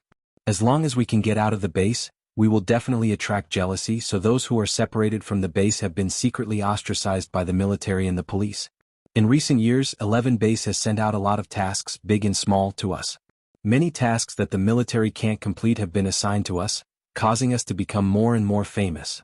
The purpose of the military is to let 11 Base take the lead and weaken our combat power, but 11 Base has let them down again and again. Now these tasks that the head of the military has arranged for us, although they say it's arranged by the United Nations, in fact, it's also related to their secret tricks. They have been looking for opportunities to catch 11 Base's weakness. The situation of the military being divided up by 11 Base makes them uneasy. Now seeing that the base is getting stronger and stronger, they have more and more bad ideas. Feng Ling listened quietly and didn't speak. As we said in the conference room, we really need a girl who is agile but looks weak and won't attract the enemy's attention, but there is no suitable candidate in the base. I suddenly said that because I saw you in women's clothes last time and thought that if you disguised as a woman, you would be safe, but I ignored boss's thoughts. He doesn't want you to take this risk at all. After all, this time the military is here to let the people of 11 Base die. It will be dangerous for anyone to go. Boss doesn't want you to go. Feng Ling raised her eyebrows. We are all members of the base. We can't refuse the mission. It's the same no matter who goes. Why doesn't boss want me to take this risk?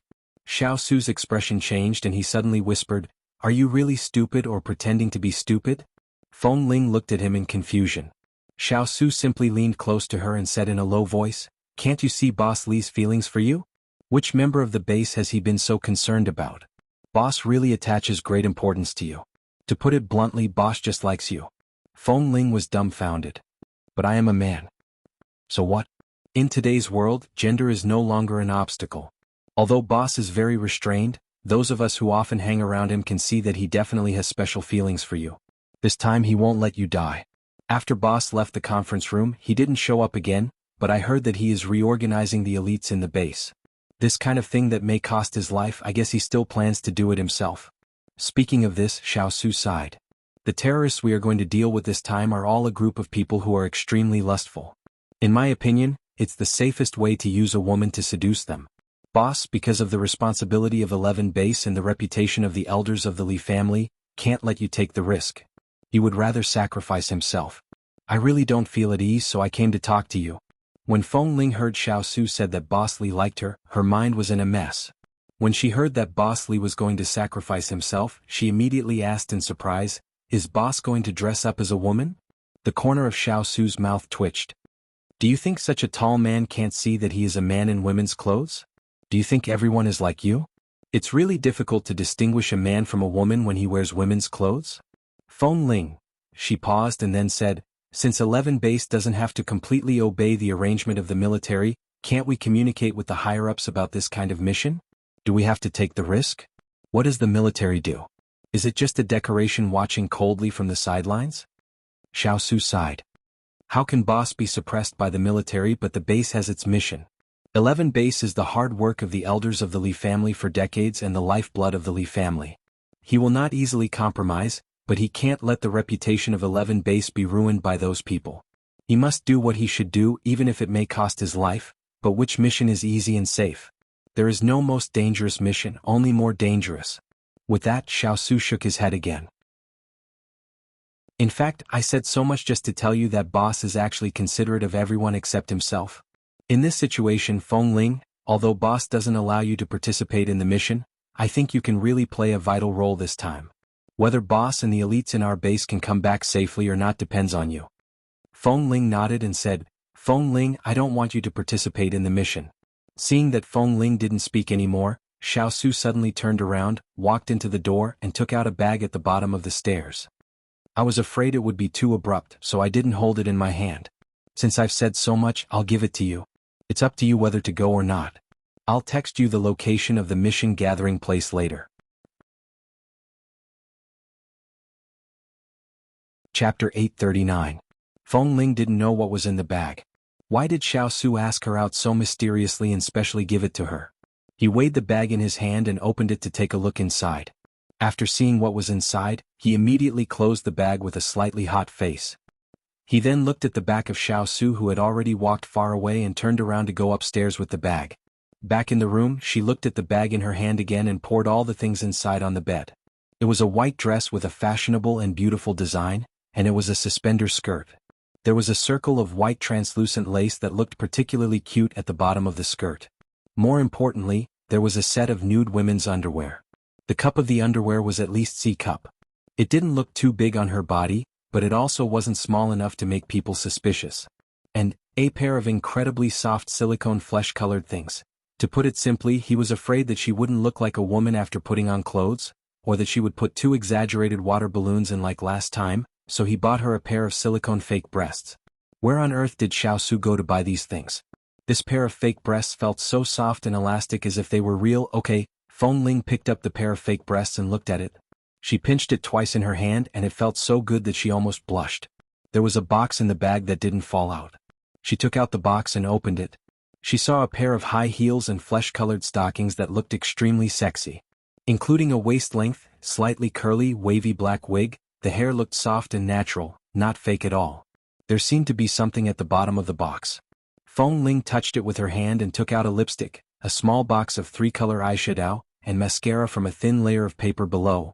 Looking at all the things spread on the bed, Feng Ling, Xiao Su was really a talent to be able to buy so many things. The next day, the tall black Hummer galloped in the area where several helicopters were parked and stopped in the middle.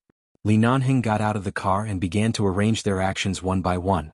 He picked up the walkie-talkie and explained other matters to the people in the helicopter who could not come out for the time being.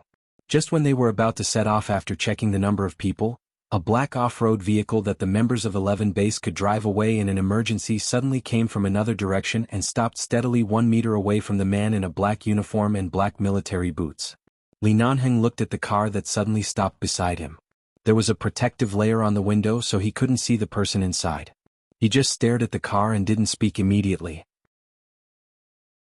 He slowly put down the walkie-talkie in his hand and looked expressionlessly at the car door that was opened at this time. At the moment when Feng Ling stepped out of the car, the elites of the base around all widened their eyes in disbelief, only to see a pair of slender legs wearing slender and sexy little high heels appear in their sight.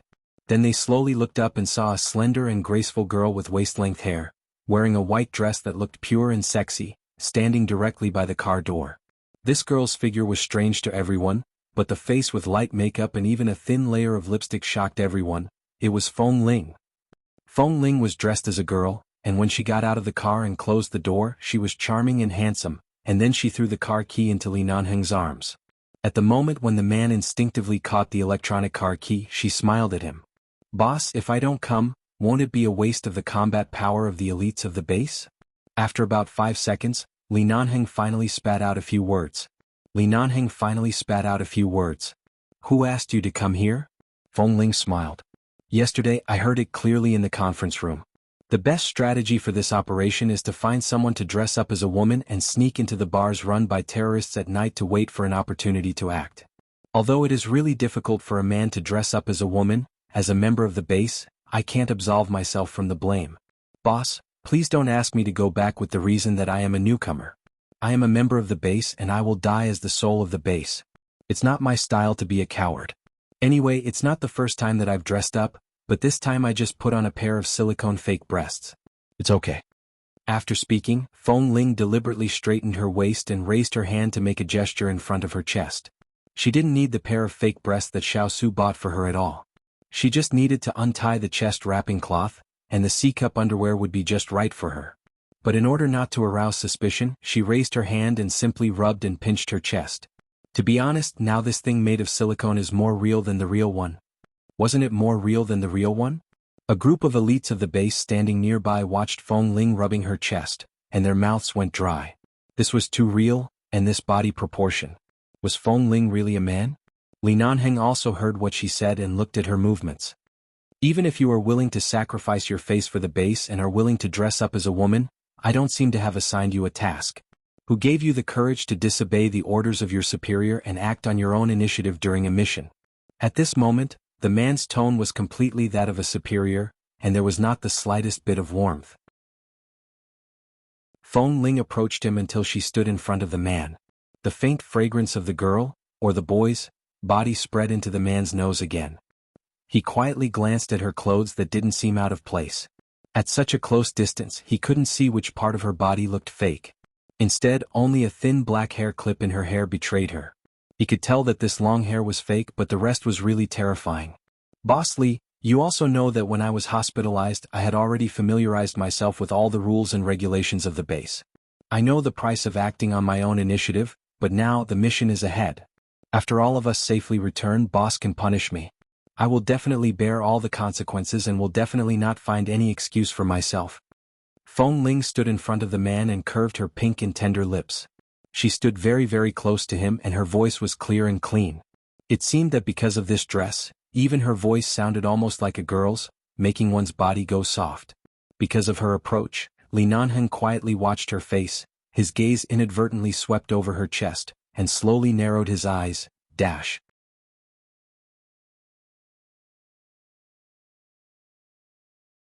He reached out to pinch her chin, carefully looked at her face and slowly said, almost biting his words, "You look like this now. Fortunately, you are a man in your bones. Otherwise, I would definitely let you have a taste." Before he finished speaking, he paused when he saw Feng Ling's exposed white shoulders in the suspenders dress. Feng Ling didn't understand what he meant. Taste what? Taste what? Of course, let Feng Ling taste the consequences of disobeying orders? If it was a man, he would punish him until he cried on the training ground. If it was a woman, he would punish her until she cried on the bed. Li Nanheng looked away expressionlessly and said coldly, "Today's mission can only be successful. You don't have to die with them. Everyone must return to the base safely." Seeing that he allowed her to go with him, Feng Ling immediately smiled, raised her hand and gave a standard salute of 11 base. Got it? Looking at the girl in front of him, who seemed to be delicate and charming, with a bit of a heroic spirit that other women didn't have, and looking at the flower-like smile on the girl's face, Li Nanheng suddenly noticed the wolf-like eyes around him. He turned to see that the elites of the base were staring at Feng Ling's figure and bare shoulders, and he glanced at her coldly. "Is your uniform in the car? Take it off and put it on." It was a cold and commanding tone. "I didn't bring my uniform. Didn't I dress up as a woman? In order to make it more realistic and not arouse the enemy's suspicion, I don't even have a gun on me. How could I bring my uniform out?" Li Nanheng's gaze gradually turned cold. He abruptly took off his black uniform jacket and forcibly put it on her back. Then, as though he was only helping her put on the jacket, he pulled her into his arms. Feng Ling was not used to wearing high heels. She staggered forward and leaned into his arms uncontrollably. The tip of her nose bumped into his strong chest through the black t-shirt. The faint cool scent of the man's body, mixed with the unique minty scent of tobacco, instantly lingered in her nose. Feng Ling stiffened and didn't move. Feeling the strength of the man when he helped her put on the jacket and his breath on her head, her ears kept echoing with Xiao Su's words. Can't you see Boss Li's feelings for you? Has he ever cared so much about any member of the base? Boss really values you. To put it bluntly, Boss just likes you. Boss likes you. Feng Ling couldn't help glancing up. At this moment, Li Nanhing helped her zip up the incredibly large uniform, pushed her forward and said coldly, "Get in the car."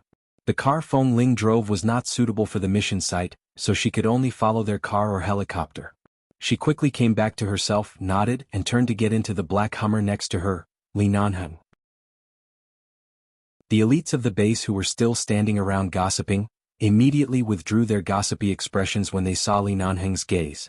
They all got ready and quickly boarded the helicopter, ready to set off. In the car. Boss, isn't it too obvious to dress like this?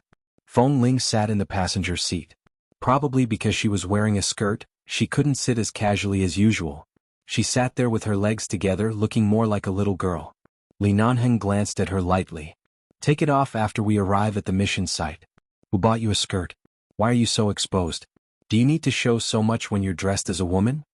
Feng Ling. Maybe it's to look more real. Chapter 841. Real. It was really F***ing real.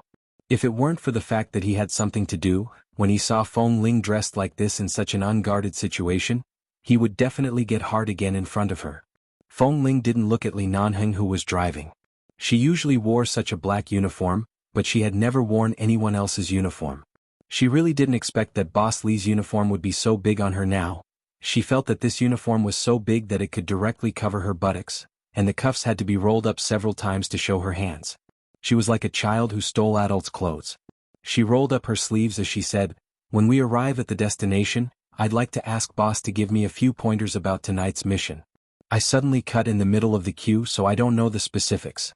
You have to tell me exactly what to do when the time comes." As she spoke, Feng Ling had already rolled up her sleeves, but the cuffs were also very wide. When she spoke, she raised her hands and the wide cuffs swayed. Her fair and tender arms directly shook the man's eyes. What? The man directly looked away, no longer looking at her, and drove expressionlessly. Feng Ling's task sounded very simple, but in fact, once it was exposed, she would instantly die in the bar. She needed to pretend to be a barmaid in the bar, accompany the leaders of the terrorists to drink in the private room at night, inquire about their plans, and at the same time be prepared to cooperate with them from both inside and outside, waiting for the opportunity to directly kill their leader or directly capture him. For the sake of her safety, Li Nanheng didn't let her capture the terrorist leader alone inside, but only asked her to be prepared to protect herself and cooperate with them from both inside and outside. However, Feng Ling was more or less aware of the nature of this mission. If she could get the best opportunity, it would be better to capture the leader of this terrorist group alive. In this way she could get more information from him, which would be of great help to either side. Before sneaking into the bar, the base had arranged in advance the only spy in the bar because this kind of place seemed to be open to the public, but in fact, some of the private rooms inside were not accessible to any hostess, and not everyone could casually sit next to those people and listen to them. Without the cooperation and arrangement of the spy inside, she couldn't get in at all. The spy arranged by 11 base inside was a very fair-looking bartender about 20 years old. He looked very simple, but he was so agile that even Feng Ling was a little surprised, and he reacted very quickly to any situation. In less than half an hour he successfully brought Feng Ling into the bar, avoided everyone's sight, and didn't arouse anyone's suspicion. Feng Ling didn't need to change her clothes. She only needed to put on a thicker lipstick. When the bartender saw her overly plain appearance, he said that although she looked like a woman, none of the hostesses here would be so plain. Thus, he found a small gold necklace and some good-looking bracelets for her to wear. Feng Ling didn't know where to put them on, but she didn't know why. After Feng Ling put on the bracelets, the bartender directly made an okay gesture to her. Obviously, her current dress looked quite foolproof. Before entering the private room, Feng Ling had already known that the primary targets of today's task were the two most important leaders of this group of terrorists. One of them had a very easy-to-remember and common name, named David, who was a black African, and the other was named Paul, who was Russian. David was the real boss, but Paul was a very sharp person. He was equivalent to the most powerful strategist around the boss, and he was the one that needed to be guarded against and treated with caution the most. The rest of the terrorists present came from all over the world, but most of them communicated with each other in English, but there might be some secret codes that others couldn't understand. Feng Ling needed to distinguish the meaning of those secret codes by herself, so that she could cooperate with the people of 11 base outside. After getting all the information, it happened to be the time when the group of people arrived at the bar to talk in the evening. At 8:30 p.m. Many people came into the bar one after another. Feng Ling sat at the bar counter, holding a goblet in her hand. It seemed to be wine, but in fact, it was a fruit wine with a very low alcohol content made by the bartender according to her drinking capacity. However, from a distance it looked like a very strong whiskey and smelled the same. The lights in the bar shone on everyone randomly. Feng Ling sat in front of the bar casually and seductively, talking and laughing with the people standing inside from time to time. The bartender often appeared beside her at the right time, reminding her who had just come and whether all the people had arrived or not. David was violent and bloody, but he was particularly fond of women. Every time he came to the bar to talk about business, he would specially invite the hostesses arranged by the bar to drink with him. This time was no exception. The manager of the bar had investigated the situation of every hostess here, so he was very reassured. However, the bartender took advantage of the fact that the manager didn't notice and put Feng Ling into the team of those women. Anyway, these women were usually separated and were not allowed to contact in private, so they were not particularly familiar with each other. Feng Ling walked into the private room, and the first thing she saw was that there were more than a dozen people sitting inside, including black, yellow, and white skin. The man sitting in the middle was dark all over and holding a cigar in his mouth. He was the leader of the terrorists, David. She had seen his photo in Boss Lee's car just now and recognized the more important people among them, such as David, Paul, and 2 or 3 other people who could be considered leaders. It was they who bombed a plane in New York half a month ago, attacked a TV station in the United States, broke into the live broadcast room during the live broadcast, and shot the news anchor in front of tens of millions of TV viewers. Then they sat there and announced that they would infiltrate every corner of the United States, and their ultimate goal was the residence of the president. This group of people was very arrogant.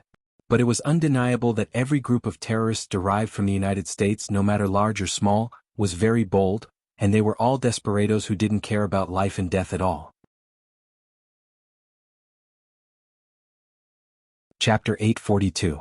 When she saw a good empty seat, she walked over. "Are you new here? Don't you know the rules?" Paul saw a young girl in a white dress walking towards a less crowded area after entering the door. He immediately looked in her direction suspiciously. Feng Ling turned to look at him, lowered her head, and stood there with an uneasy expression. "Come sit here." Paul patted a very narrow empty seat next to him. Feng Ling walked over without hesitation. When she walked up to him and was about to sit next to him, her wrist suddenly tightened. The yellow-haired man sitting on the sofa looked frighteningly thin but shrewd and decisive, directly pulled her onto his lap. As soon as Paul sat on his lap, the expression on her face didn't change. When he was about to lift her chin to take a closer look, she quickly reached out to pick up the wine glass on the coffee table, poured a glass of wine and fed it to his mouth, saying coquettishly, "Sir, drink." The warm and fragrant jade in his arms and this coquettish voice instantly made Paul's bones soften.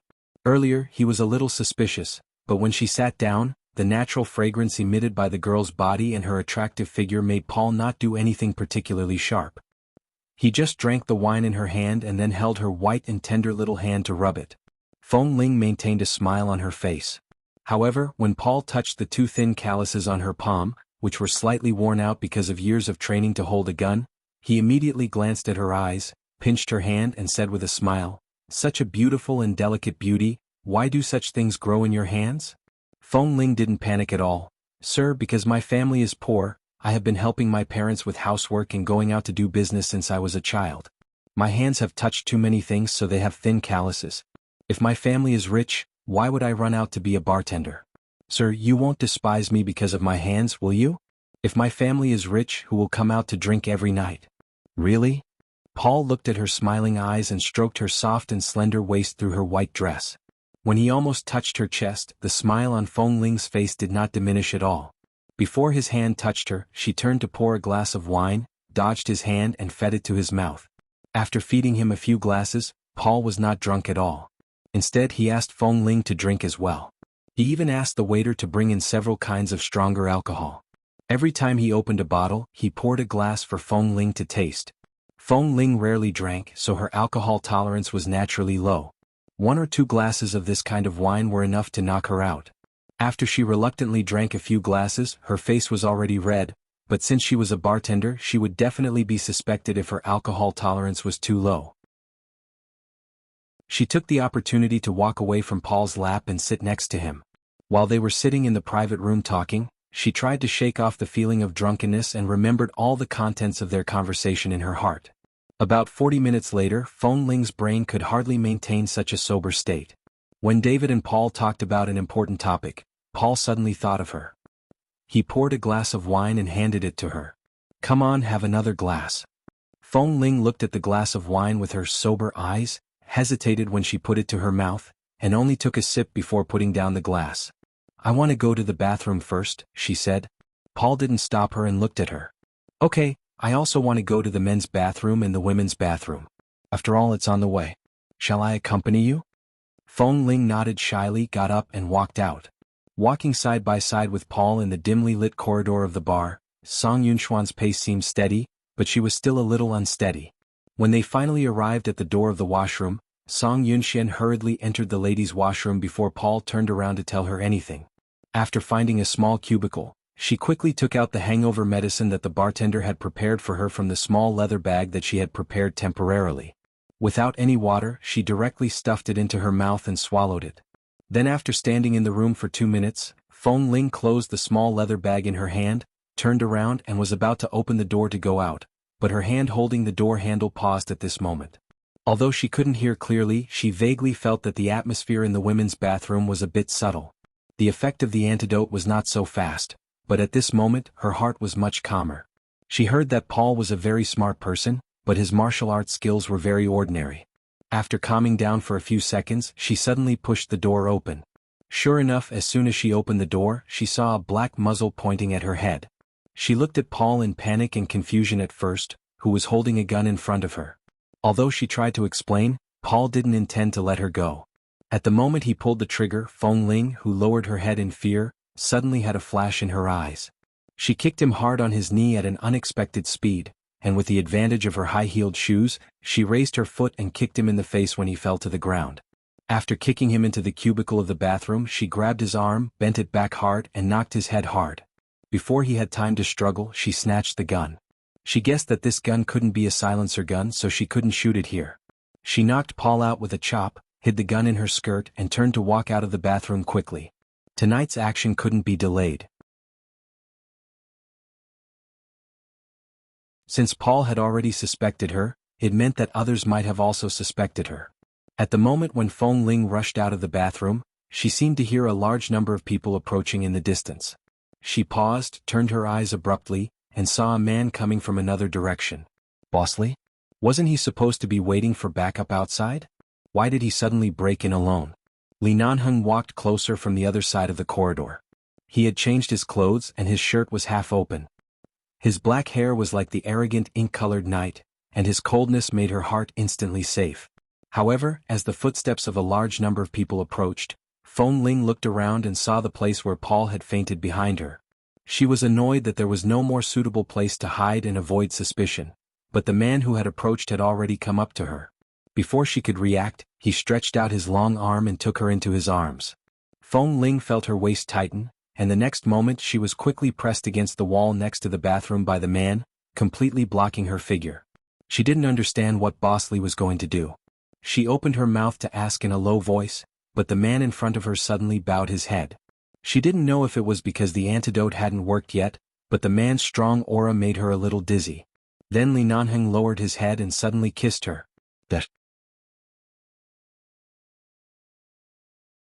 Chapter 843.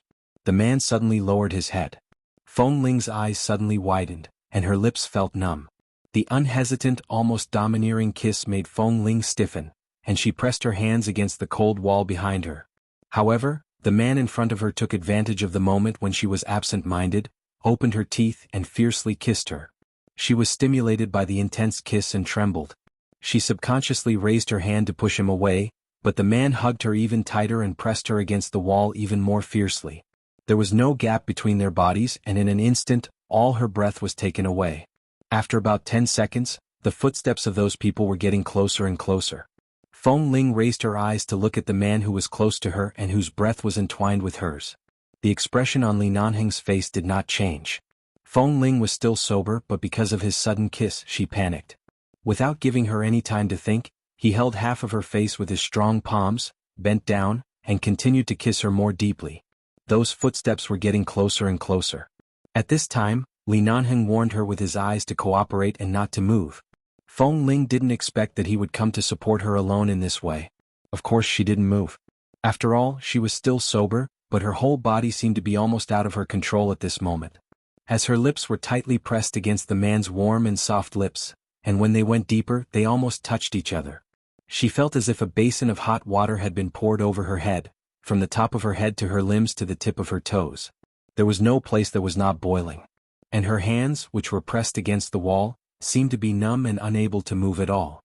David and the others are still in the private room? The footsteps had come behind Li Nanheng.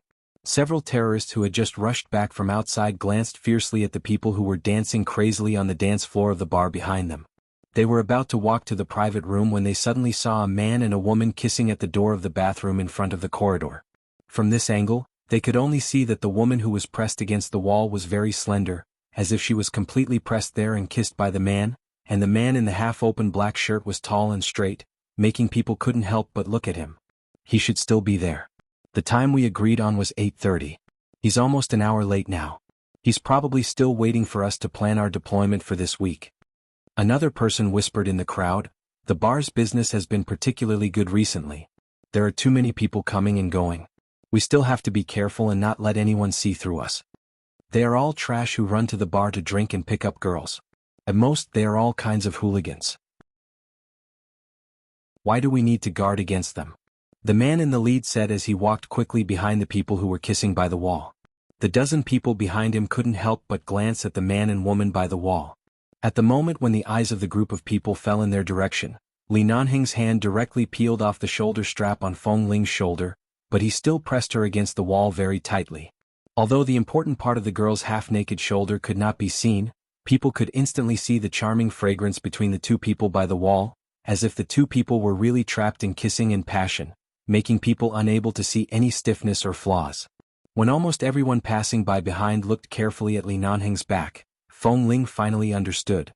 She raised her stiff hand that was pressed against the wall, reached forward and hugged the man's waist tightly. At the same time, as if she couldn't help but pull the corner of his shirt under his belt, her hand also reached inside the man's shirt, randomly groping the man's perfect and strong abdomen and back. Young people nowadays are really open in the bar. Are they going to F***ck people outside the bathroom?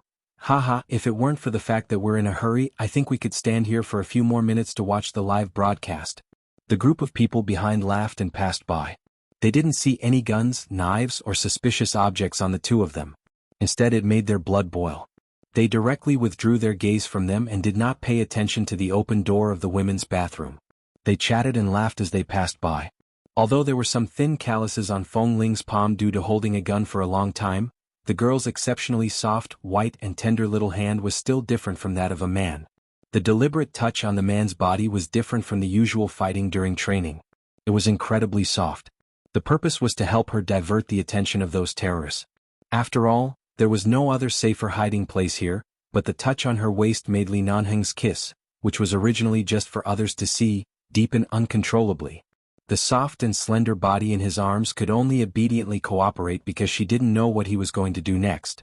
He took the opportunity to firmly open her teeth, hooked Feng Ling's tongue and kissed her fiercely. Even his spurting breath became more and more uncontrollable with this kiss. His breathing became heavier and heavier, and his hand almost broke Feng Ling's waist in an instant. He held her tightly in his arms and leaned down to kiss her fiercely. Although she had heard the footsteps of the group of people walking away, Feng Ling immediately moved her hand away from Li Nanheng's waist and pressed it back against the wall. She didn't dare to move at first, but the man still didn't let her go after so long. She looked at him in confusion with her somewhat blurred and half-sober eyes. She wanted to speak, but her lips were covered by the man's. The kiss gradually deepened and she felt pain and numbness on her lips. Feng Ling opened her mouth to speak, but the man took the opportunity to enter her mouth as if to swallow everything in her mouth. After confirming that those people had turned into the private room on the other side of the corridor, The other group of people inside would definitely be suspicious if they didn't see Paul return after such a long time. Feng Ling hurriedly raised her hand to push Li Nanheng away, but the man pressed her deeper against the wall, held her waist tighter and kissed her lips harder. The feeling of being swallowed alive by a man almost instantly made Feng Ling shiver all over. She subconsciously wanted to push him away, but the man directly sucked on her lips as if punishing her. In an instant, she felt that her lips were about to swell. Chapter 844. Feng Ling shuddered and tried to struggle, but the man's hand was not too presumptuous. The moment he touched her chest, he felt that the pair of silicone gels she had stuffed inside were too real, and it felt too. Before the man could savor it carefully, Feng Ling bit his lips hard. He paused and looked deeply at the girl imprisoned in front of him. For a moment he thought how good it would be if he was really a woman instead of pretending to be a woman. In that case, no matter whether she was 18 years old or not, no matter whether she was an adult or not, he would engrave his mark on her and make her his woman. However, this unrealistic idea had just sprouted in his mind when Feng Ling abruptly raised her hand and poked an acupoint on the side of his waist with her finger. Feng Ling was different from the other men in the base. She also had various tactics when it came to close combat. Other men had the least patience to learn the acupoints of the human body to find the enemy's weakness, but only Feng Ling had learned this unpopular course in the base comprehensively. Right now, the place where her finger was poking was a numbing acupoint on the side of his waist. As long as she exerted a little more force, half of his body would instantly feel a tingling pain. If she exerted any more force, half of his body would be numb for several days and he wouldn't even be able to hold the gun steadily. When the man kissed her and looked at her, Feng Ling also looked at him with warning eyes. The man closed his eyes and lingered on her lips for a few seconds before finally letting her go. The moment the man took a step back, Feng Ling quickly raised her hand and wiped her almost red and swollen lips harshly. Without saying anything, she didn't look at him anymore, turned around and quickly walked back into the women's room. The mission was more important. Li Nanheng glanced at his lower body, stood where he was with a cold expression, and slowly exhaled in a way that Feng Ling couldn't hear clearly. His little brother, who had been moving frequently recently, seemed to be particularly disobedient, especially when Feng Ling was dressed in women's clothes. He composed himself and walked in. There was no one else in the women's room at this moment. Feng Ling walked in, opened a partition door inside, and gestured for him to see the person inside. Li Nanheng glanced at Paul, who had fallen unconscious by the toilet. Without guessing, he knew it was Feng Ling's masterpiece. You defeated their think tank in such a short period of time. Not bad. Feng Ling glanced at the man lying inside and said mildly, "He's too smart for his own good. He's been suspecting me and thinking that he can kill me by following me out. Maybe it's because I look like a weak woman who doesn't have any skills that he dares to fight against me alone." At this point, Feng Ling continued, "His skills are indeed terrible. Previously, when I found out that his skills were average, I thought he could at least fight a few times. I didn't expect him to be so terrible. No matter what, he's the brains of these terrorists. No matter what, he's also a schemer who plans to attack various places in New York. He really disappoints me." Li Nanheng sneered. "Do you think all the think tanks in the world are as difficult to deal with as Mo Jingxin?" Feng Ling didn't have a particularly deep impression of Mr. Mo, and for many years she had only heard of his name in the base. She only knew that he often contacted Boss Li in 11 base, and that Mr. Mo had secretly helped a lot in many decisions and plans in the base. She heard from Kay that this Mr. Mo was between the underworld and the underworld, but his hands were clean, and he was Boss Li's close friend. The Mo family had a powerful background. Although this Mr. Mo was young, he had a lot of influence in the American business world and the underworld. Even in the American underground arms trade, many mafias offered hundreds of millions of yuan just to buy his head. Although she hadn't seen him before, after hearing this name for so many years in the base, she was instinctively full of awe for this person. Kay and the others described Mr. Mo as the think tank and the big boss behind the scenes of 11 base. Thus, Feng Ling instinctively feared the word think tank. She didn't expect that this Paul, who was called the think tank of the terrorists, was so weak. It was really an insult to this word. The terrorists we are dealing with now are not integrated with the largest terrorist group at present. They are just a small part of the side branch. They are brave but not astute. To put it simply, the real manipulator behind the terrorist group looks down on them and kicks them out. They work alone to make a living. Compared with those terrorist groups that can't be wiped out no matter how hard they try, this group of people is not so dangerous. As long as we deal with them properly, it's easy to catch them all. As Li Nanheng spoke, Feng Ling touched the gun hidden in her skirt and said in a low voice, "I just took his gun. I should sneak into the private room to continue snooping. Should I bring this gun with me or, did they search you before you went in?" "Yes." "Then take it with you. When they think of searching you again, our people have successfully come in. There won't be a problem. Keep it to protect yourself." "Okay." After closing the door in the bathroom, Feng Ling tidied up her skirt and pulled up the straps that had just been pulled down by Li Nanheng. She didn't look at the man next to her. The two seemed to have a tacit understanding not to mention the kiss just now, as if nothing had happened. Before walking out of the bathroom, Feng Ling asked, "Boss, didn't we agree that you and the brothers in the base will wait for my signal outside and then come in to support us? If you take the risk to come in like this, it will be very dangerous if you are discovered. After all, I am disguised as a woman, so the chance of being discovered is smaller. But you take the risk." Feng Ling actually wanted to ask him if he had suddenly come in because he was worried about her being alone inside. But the next words were swallowed by her throat and she didn't continue to ask. Li Nanheng knew what she wanted to ask and didn't answer her. When he walked to the door, he stepped aside to let her go out smoothly. At the moment when Feng Ling passed by, he glanced at her ear and said casually, "Your ear is red again." "Feng Ling." She walked away expressionlessly toward the direction of the private room. After Feng Ling left, Li Nanheng silently looked at the dark direction at the end of the corridor in the distance, picked up his cell phone, and called the bartender hiding in the bar.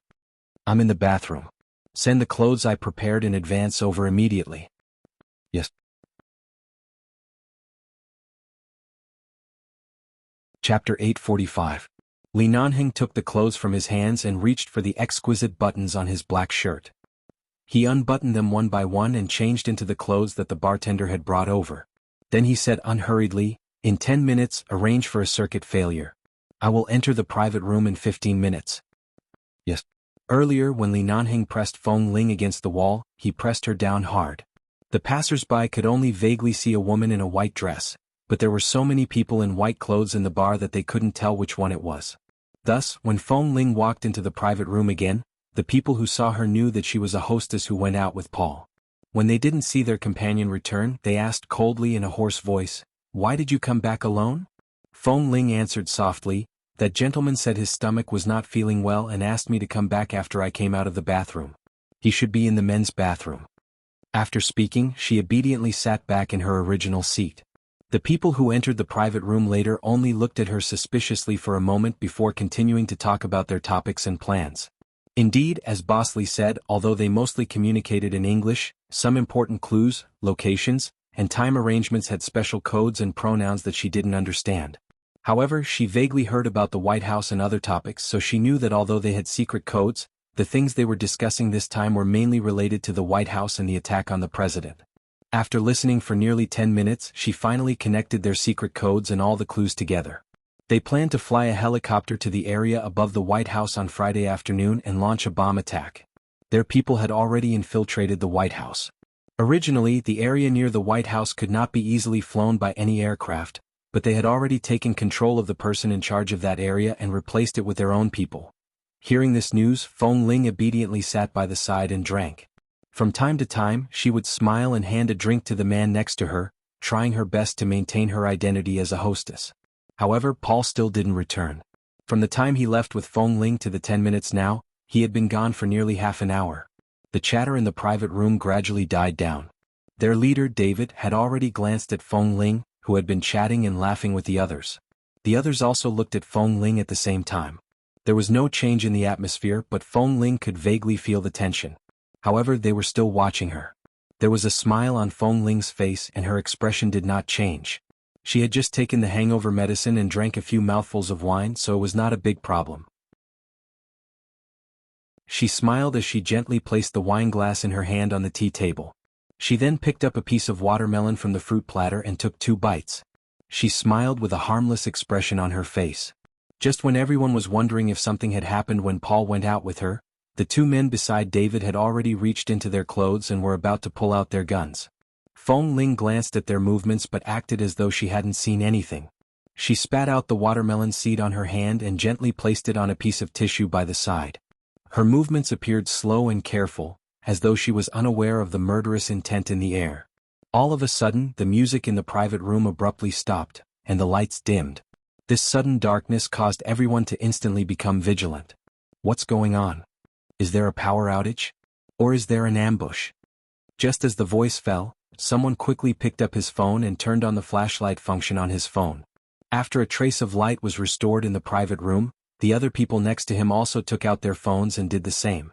Just when the light in the private room was enough to see everyone clearly, David turned to look at the young lady in the white dress. She didn't seem to have done anything in that instant of darkness. She only took out her phone with a flustered expression and fiddled with it in her hand. She also hurriedly turned on the flashlight function. Then she looked at them with a flustered expression and asked in a small voice, "Is there a power outage?" If this little girl in the white dress was really planted by someone or had some kind of conspiracy, she would definitely have done something in the few seconds of darkness just now. However, when they saw her unprepared expression and how she reached for her phone helplessly like everyone else, they instantly dispelled their suspicions.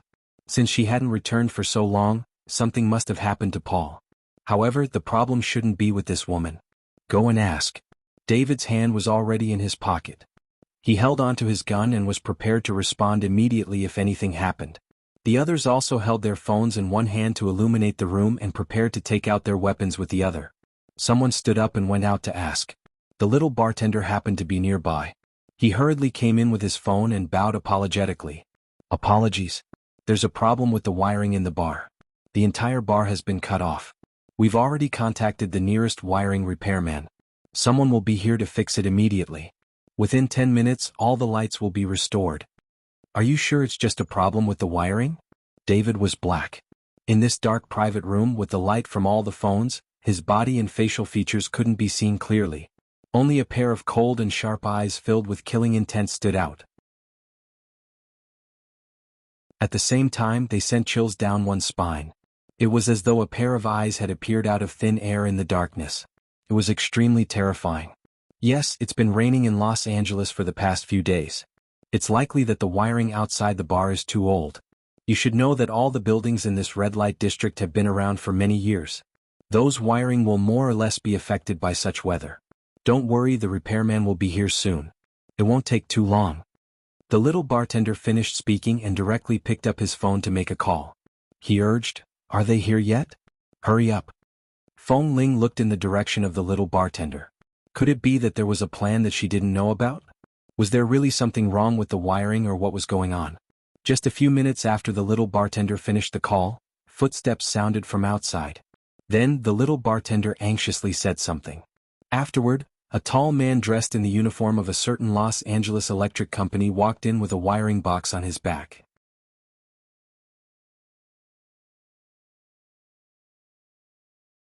Chapter 846. It was Li Nanheng. She only glanced at the man who had just walked in. The man did not look at her. Instead, he turned around very professionally to check the power control box inside the private room. At this time, the bartender also came in and explained with an apologetic smile, "Everyone, please wait a moment. It will be ready soon. The repairmen have arrived. There are also a few people who are going to check the main power supply of the bar. We specially called one of them over to check if the wires in this private room are burnt. It will be fixed soon." What a waste of time. An impatient voice came from the private room, and then a group of people stood by the sofa and stared at the back of the man squatting in front of the power control box. Even though Li Nanheng's clothes looked very professional, and even the way he opened the power control box was absolutely not a problem, but among the group of people who entered the private room, a few of them deliberately glanced at him when they passed by behind him. Staring at David's back under the light of the phone, one of them took a step back and slowly walked to David's back, whispering something in David's ear. David immediately glanced at the repairman again. Without speaking, he slowly raised his hand and made a gesture to move forward. In an instant, the people next to David took out their guns, lightened their footsteps, and slowly moved behind Li Nanheng. They were not sure if there was a problem with this person or if they had seen wrongly before, but they had already made full preparations. As long as this repairman made the slightest movement that would threaten them, they would immediately be shot to death, and there would be no room for resistance. The man who was checking the power control box kept shining the light of his cell phone on the wires and circuit boards inside, took out very professional tools from the box at hand, and unscrewed the plugs and connectors on the solder plates inside. He didn't look back as if he was unaware of the danger behind him. In order to see the situation inside the power control box more clearly, He even bent down, knelt on one knee and stuck his head in to check. Seeing this repairman's professional posture, there didn't seem to be any problem. David stared at him coldly, playing with the gun in his pocket, and didn't ask his men to shoot immediately. After all, if it was really a repairman, the power must be restored immediately. When they first came here, they came in small groups to avoid detection. Now that there were so many of them here, it would be too much trouble and too obvious if they wanted to move somewhere else. If it wasn't a repairman, it meant that this person was very dangerous. Then they had to be even more careful. On the other side of the sofa, Feng Ling moved her eyes away from Li Nanheng's back and watched helplessly as those people pointed their guns at her. But now was not the time for her to send out a signal, and as long as she made any movements at this time, Boss Li's life would be instantly buried under those people's muzzles. While those people weren't paying too much attention to her, she turned to glance at the bartender. The bartender didn't say a word after seeing those people's actions. It was as if he was just protecting himself and wouldn't join hands with anyone else, nor was he anyone's informant. He just quietly retreated to the side. Seeing the bartender like this, Feng Ling received an invisible hint from him. Now was not the time to start a war. She needed to continue hiding, keeping calm and continuing to act. However, there was still no sound coming from the washroom. It was likely that the bartender had found a way to close the washroom on this floor. No one could get in and no one would be able to find Paul, who had fainted with blood all over his face. At this time, David tilted his head and lit another cigar. He put his hand in his pocket, his fingers on the butt of the gun, and his dark face looked in the direction of the repairman for a full 4 minutes. "It's not fixed yet?" David asked coldly at this time. His eyes were already clearly impatient. "Most of the problem lies in the main power supply. We need our people to connect the main power supply line before this place can be restored." The repairman who was squatting there and changing the wire did not look back. He directly answered, "But it's indeed because the wire was burned. I think there will be a burnt red wire in the circuit in every private room. I'll change this one first. After the main power supply is connected, everything will be fine." As he spoke, he took out a red power cord from the box. Seeing the red wire in his hand, the bartender finally shifted his gaze and glanced at Feng Ling from the corner of his eyes.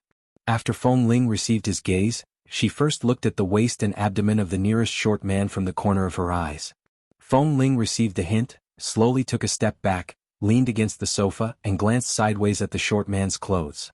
Just now she noticed that there was a bulge on his waist.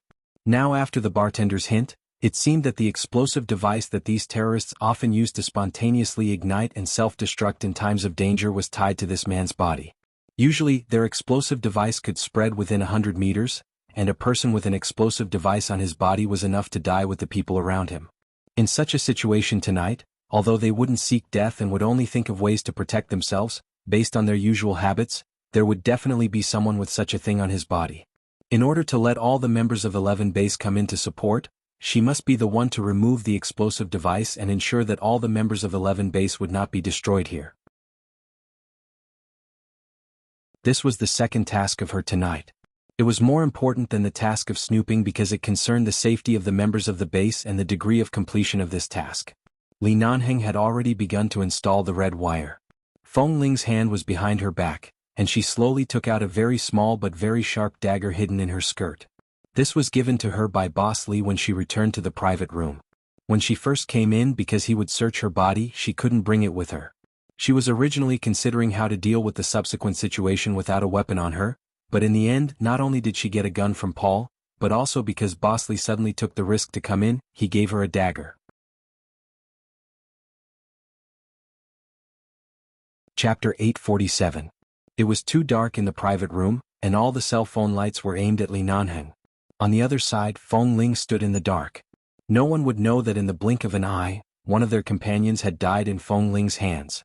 The short man didn't even have the chance to scream before his throat was severed. His eyes widened as he tried to call for help, but he couldn't make a sound at all. He stared at her for a few seconds before he lost the strength to reach out to his companions due to the pain and numbness in his back. He fell to the ground silently. The moment he fell, Feng Ling raised her hand to catch him. She did not care that the other party's blood had already stained her dress.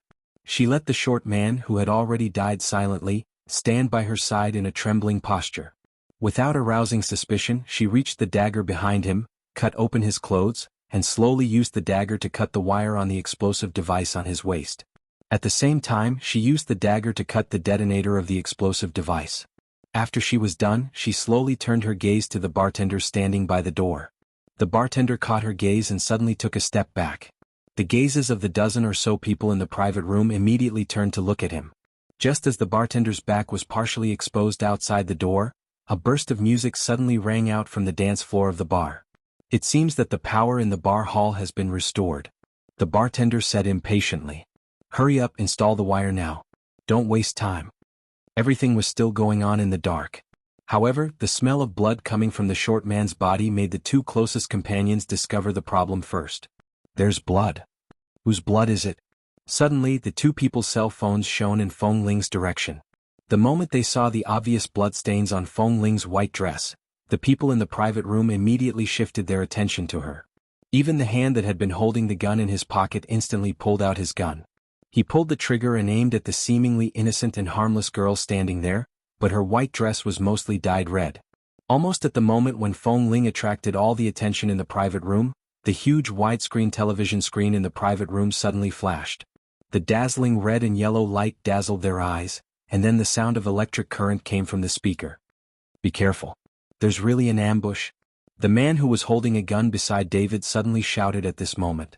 At this moment, Feng Ling dragged the short man covered in blood who had been standing beside her in front of her.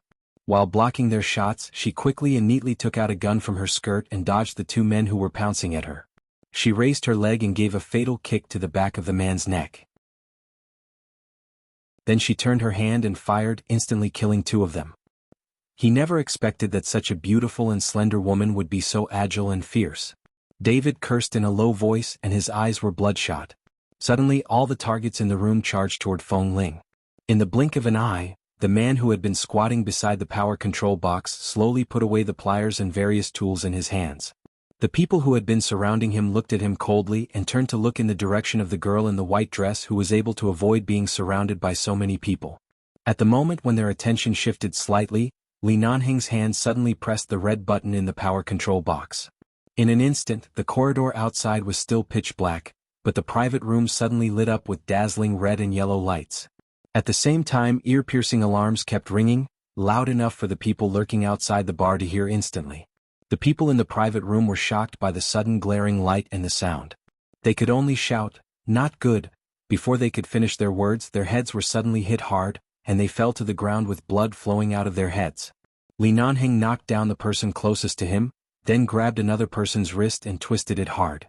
There was a crisp sound of the wrist bone breaking. At the same time, he grabbed the gun and bent down to avoid the bullet shooting toward him. At the same time, he bent his other arm and used his elbow to attack the other person's abdomen.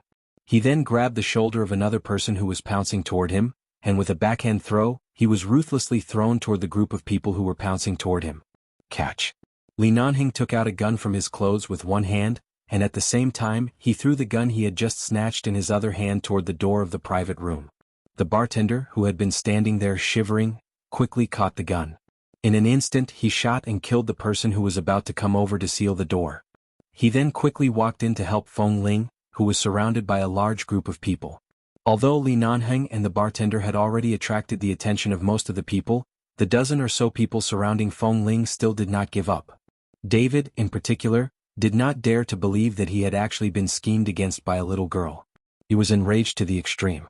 As a terrorist, he was not afraid of death, so he disregarded everything and continued to target her. The alarm kept ringing, causing them to feel annoyed. 11 Base had training on bright lights, so Feng Ling was not affected by the ear-piercing sound and the dazzling red and yellow lights. She looked at the dazzled people and smiled coldly. She shot one of them in the abdomen and took the opportunity to grab the other person's hair and throw him forward. When he fell beside the legs of the people who were rushing over, she raised her hand and fired several shots. However, these shots were all successfully avoided by them. She dodged and retreated again, but she was forced to the corner of the private room by them. Li Nanheng and the bartender dealt with the 7 or 8 people behind this group of people. When he saw Feng Ling's direction, Li Nanheng abruptly rushed over, grabbed one of them and dragged him to the side. Bullets shot out from his hands, and the moment the elites of 11 Base rushed in, he took the lead to push the crowd away and pulled Feng Ling, who had been forced into a corner, into his arms. Feng Ling saw that the gun in David's hand was already aimed at her head, but she was suddenly pulled away by Li Nanheng. Her body was uncontrollably turned by the man, and her head instinctively leaned against Li Nanheng's chest. However, she suddenly heard the sound of a bullet grazing through flesh and blood, and then it shot past her ear, causing a strand of hair that was not covered by the wig to flutter. Chapter 848. As she spoke, she looked down and saw that there was a cut on the sleeve of the man's arm, which was wrapped around her back. "It's okay. Let's go." As if he couldn't feel the pain, Li Nanheng used his other uninjured arm to push Feng Ling hard into the crowd of elites of the base, turned around, kicked away the people who had already pounced on him, and raised his hand to shoot again. Feng Ling quickly regained her senses and went in with the people of the base to subdue the terrorists.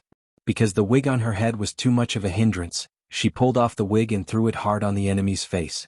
Then she took advantage of the fact that the enemy couldn't see her and rushed forward to attack. While holding a bullet, she shot directly in David's direction. This shot hit David's back. David resisted the pain and turned around, but at the moment he turned around, Li Nanheng on the other side also shot at him. This shot hit his shoulder, and then Li Nanheng shot David's wrist that was holding the gun. At the same time, Feng Ling stepped forward, kicked away the man next to her, raised the gun and shot both of David's legs. She and Li Nanheng tacitly didn't hit David's vital parts. He was the leader of these terrorists. It was better to keep him alive and hand him over to the military for interrogation. David fell to the ground. His arms and legs were already dripping with blood. He was in so much pain that his entire body twitched. He suddenly bit his tongue hard. Li Nanheng pushed the person who attacked him away with one hand. Because he could not free himself to go over, he gave Feng Ling a look from afar. Feng Ling nodded and stepped forward to pinch David's chin. She grabbed a plastic bag wrapped in tissue from the blood-stained coffee table and stuffed it into his mouth. She then kicked his abdomen hard. David immediately widened his eyes at her short hair and then at her dress. He did not dare to believe it, as though he was not sure if she was a man or a woman. She was clearly a woman, but why did she have short hair? Feng Ling just glanced at him coldly, picked him up, and threw him to the people of the base. This hotel was run by terrorists. After the incident in the private room, all of the terrorists' accomplices either rushed in with guns or hurriedly fled. All of them were pinned down on the spot by the base's people. Not even a fly in the bar could escape. She knew that his arm was injured when he saved her, but now was not the time to care about his injury. She stood there and thought for a moment, looked at the car parked outside, asked a member of the base for the car key and drove back to the base alone. She had to go back first because her dress had been torn in the fight just now. This dress was too thin. If she returned with Boss Lee in the car, it would be easy for him to notice that something was wrong with her body. For example, her breasts were not silicone at all. Through the rearview mirror, she saw that the bar was getting further and further away from her. She continued to step on the accelerator and quickly left. 5 minutes after Feng Ling left, Li Nanheng came out of the private room and thought of something. He glanced at the people around him but did not see the figure in the white dress. He only saw the long short hair that fell on the floor of the private room. "Where did Feng Ling go?" he asked coldly. The member of the base standing in the corridor glanced out and replied, "Boss, Feng Ling said that he was not comfortable in that suit. Since there is no problem here, he will go back to the base first."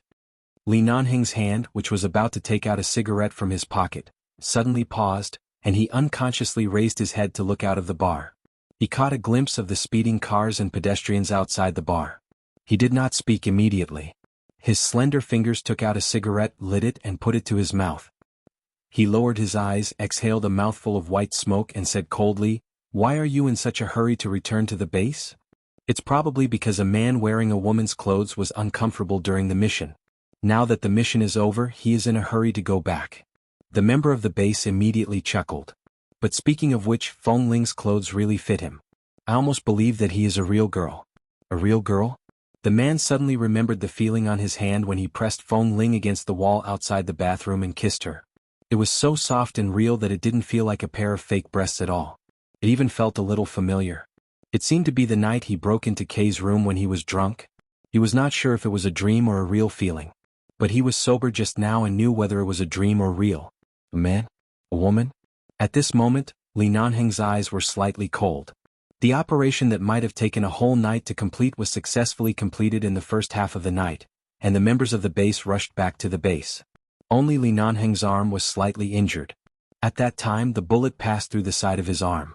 Although it didn't hit inside, it brushed against the side of his arm, leaving a blood stain more than 1 centimeter deep. When he was in the car, he simply wiped it with gauze. After returning to the base, although he didn't take it seriously, he was still persuaded by the base members to go to the base infirmary to disinfect and bandage it. The car didn't stop after driving into the base. When passing by their residence, Li Nanheng glanced at the light in Feng Ling's room out of the corner of his eye. The car quickly drove past and went straight in the direction of the infirmary. After dealing with the wound in the infirmary about half an hour later, Li Nanheng returned to his residence.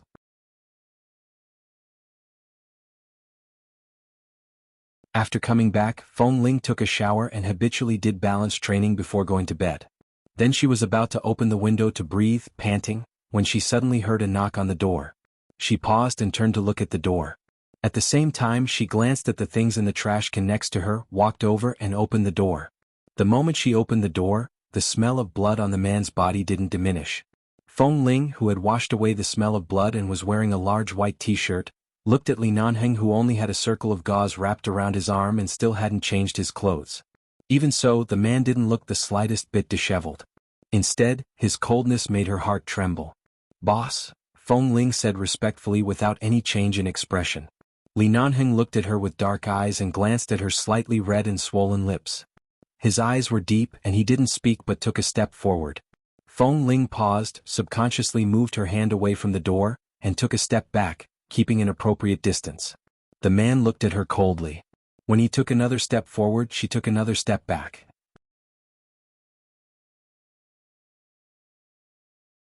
Chapter 849. Feng Ling thought she had heard it wrong. She froze and stared at the man in front of her. "Huh."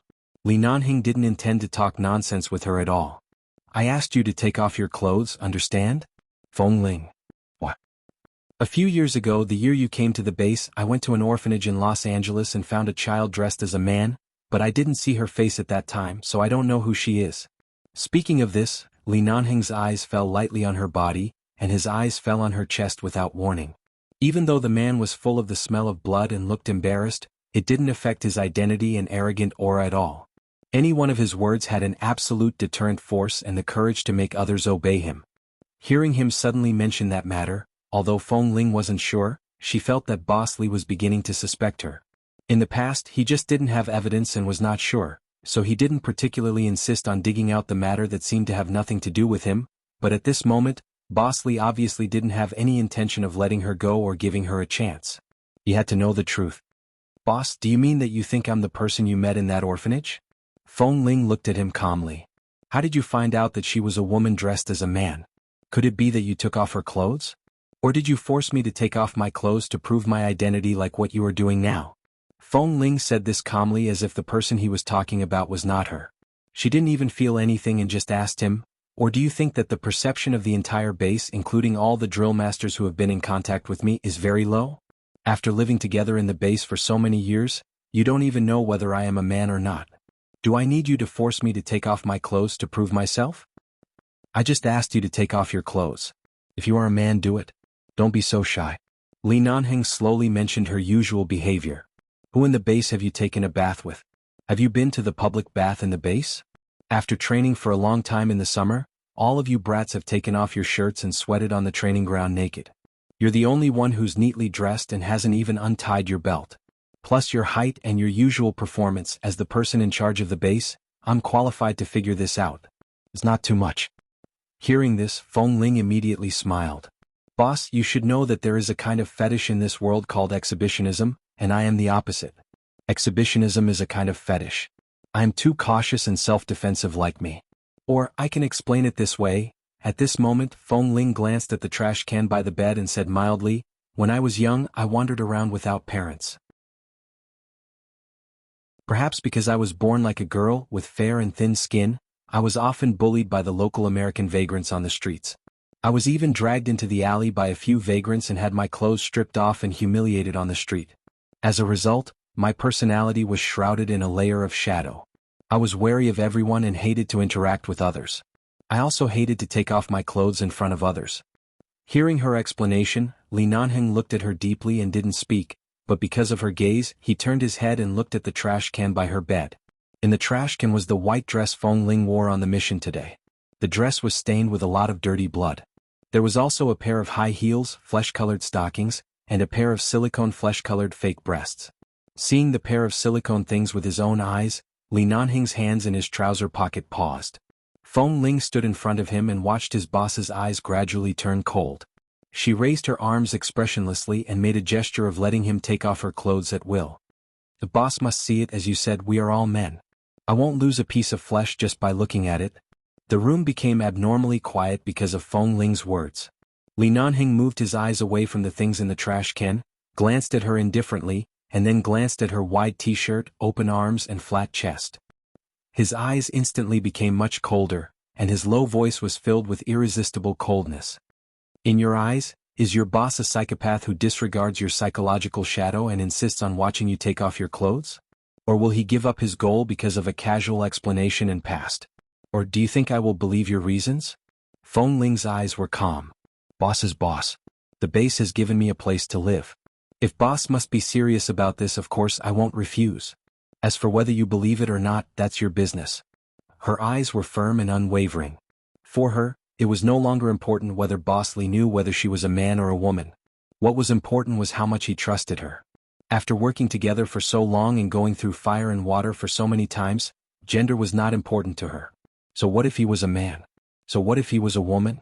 At first, she didn't want to be driven out of the base because she was a woman.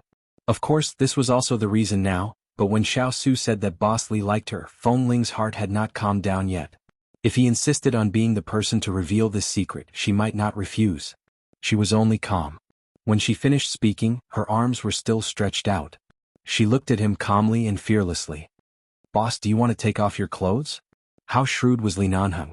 At this moment, there seemed to be thousands of things reminding him that there was something wrong with Feng Ling.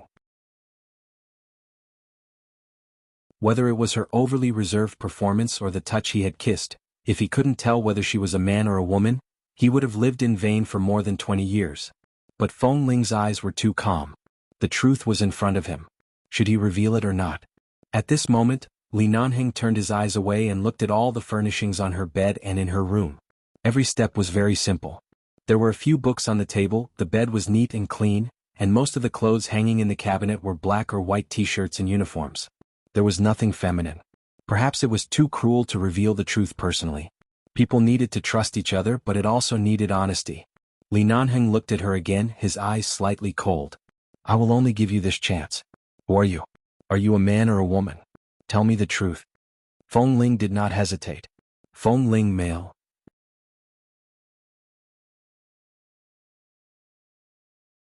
Chapter 850. Feng Ling could clearly feel the changes around her, especially the cold aura emanating from the man in front of her. Looking at Feng Ling's calm expression, Li Nanheng smiled. His thin lips were cold and he ground his teeth hard. A man?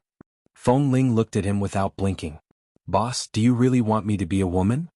Not really. He looked at her face expressionlessly and said lightly, I just need an honest person. Feng Ling's throat seemed to be blocked by something.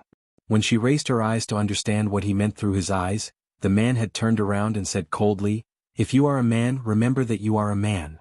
With that, the man walked out without looking back. Feng Ling froze in place and watched the door close automatically. Why did she feel that Boss Li seemed to know it? But how could he be so sure of her gender? Did she show any flaws today?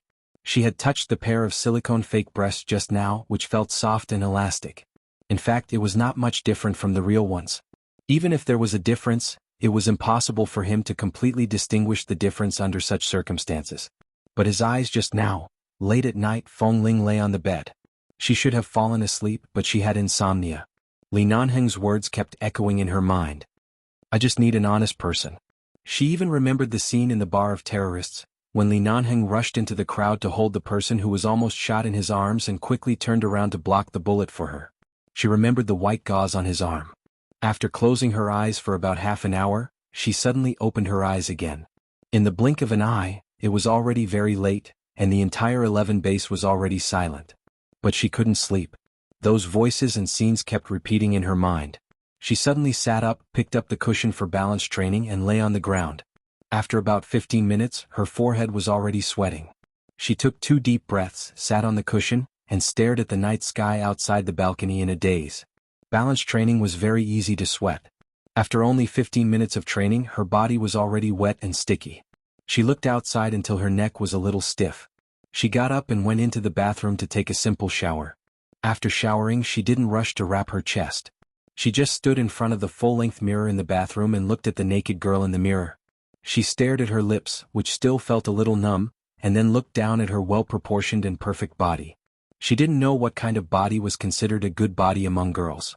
She only knew that when she wore women's clothes last time and today, she seemed to look good indeed. Even if she wore long hair or short hair, it didn't affect the thick and almost unconcealable girlish feeling. Was it because of this that Li Nanheng no longer believed her words? Did she really expose her secret so easily? But looking at his attitude, he didn't know what was going on. Did he really know? Or is it just a guess? Feng Ling didn't understand a lot of things, and she didn't even know what love was. She had never been aware of gender since she was a child. After being a man for a long time, she had never thought about being a woman and didn't seem to feel that being a woman had any other meaning. So when Li Nanheng asked her, she still answered that she was a man. But when Li Nanheng turned to leave, his eyes were piercingly cold, which made her feel uneasy. She didn't know what kind of feeling it was. She only knew that she couldn't sleep. The next day, it was a routine training at the base. In the training ground of the sniper team, 5 people stood in a row and were doing physical training. Qiao Fei watched them do the exercises one by one and sternly demanded that everyone must reach the standard within an hour. It rained yesterday, but today it was sunny. It was probably the last hot weather before autumn. Under the sunlight, Li Nanheng's figure appeared on the training ground. Usually, Boss Li would come over occasionally to watch them train, so everyone was used to it. They shouted "boss" in unison and continued to do the exercises seriously. Feng Ling glanced at Li Nanheng, but the man's eyes did not fall on her. He just stood there coldly and indifferently watching them train without speaking. The black uniform was very loose and she couldn't see anything on his arm, but Feng Ling knew that the gauze on his arm should be wrapped inside and covered by his clothes. She didn't know how serious the injury was. Last night, she came back early and didn't go to the infirmary with him. She could only see that Boss Li's expression didn't seem to be wrong and felt that it shouldn't be too serious, but yesterday the sound of the bullet grazing his flesh was very clear. She stared at the man's arm. When Qiao Fei asked them to do the second exercise, her movements slowed for a moment. Qiao Fei's eyes suddenly turned to her. Feng Ling. Feng Ling came back to herself, stood up abruptly, and turned to continue with the others with a solemn expression. She didn't look in that direction again. Qiao Fei turned to look at Li Nanheng. Seeing that Boss Li looked as usual, he thought for a while and didn't say anything. He walked forward and continued to lead them to do exercises. When he came behind Feng Ling, he raised her stretched arm and whispered, "Why do you look so pale? You are not in a good state today." Feng Ling's eyes remained serious and she replied in a low voice, "I didn't sleep well last night." Qiao Fei glanced at her again. Sure enough, there were a little dark circles under her eyes, but not very serious. It could be seen that Feng Ling, who never stayed up late, almost didn't sleep last night. Seeing her listless but determined look, Qiao Fei turned to walk to the others. After about 10 minutes he said, "All right, take a break for half an hour. We'll continue after half an hour." Kay looked surprised. "Didn't you say that we must reach the standard posture within an hour? How long has it been since the morning training started? Is it the new year or something good? When did the training time arrangement in the base become so humane?" Qiao Fei squinted at him. "If you don't want to rest, you can continue to practice. I'll check your performance in an hour." Kay immediately put down his stretched arm. "No, I said I'll rest. Brother Qiao, you can't go back on your word." Qiao Fei glanced at him again and then looked at Feng Ling. Hearing that she was going to rest, he saw that she had put down her arm, turned around, and walked to the bench that was usually used to rest and sit down.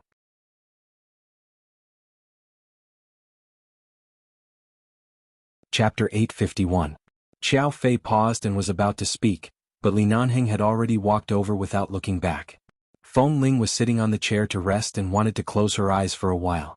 However, as soon as she closed her eyes, she suddenly felt a heavy pressure in front of her.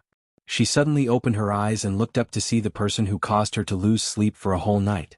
Li Nanheng put one hand in his trouser pocket and lowered his eyes. His eyes were pitch black, and his healthy skin color appeared much whiter under the blazing sun. He looked like a vampire aristocrat under the sun. Especially when he stood with his back to the light, his indifferent and lazy aura was even more prominent. Didn't you say that your physical fitness is up to standard? How long has it been since morning training? Why are you so tired that you need to sit here and sleep? Hearing his words, the fatigue in Feng Ling's eyes disappeared in an instant. She didn't want to mention that she didn't sleep well last night and just said, "Drill Master Qiao said to let me rest. I just sit here for a while and take advantage of the limited time to replenish my strength." Li Nanheng's eyes were slightly cold. "Get up." Feng Ling stood up. "Continue to practice." Feng Ling glanced at the other 4 people who were resting and then at the empty training ground. Deputy Drill Master Qiao said, "Is Qiao Fei the boss or am I the boss?" The moment the man heard the words Deputy Drill Master Qiao, his eyes burst into coldness. Feng Ling felt as though the hot air above her head had turned cold at this moment.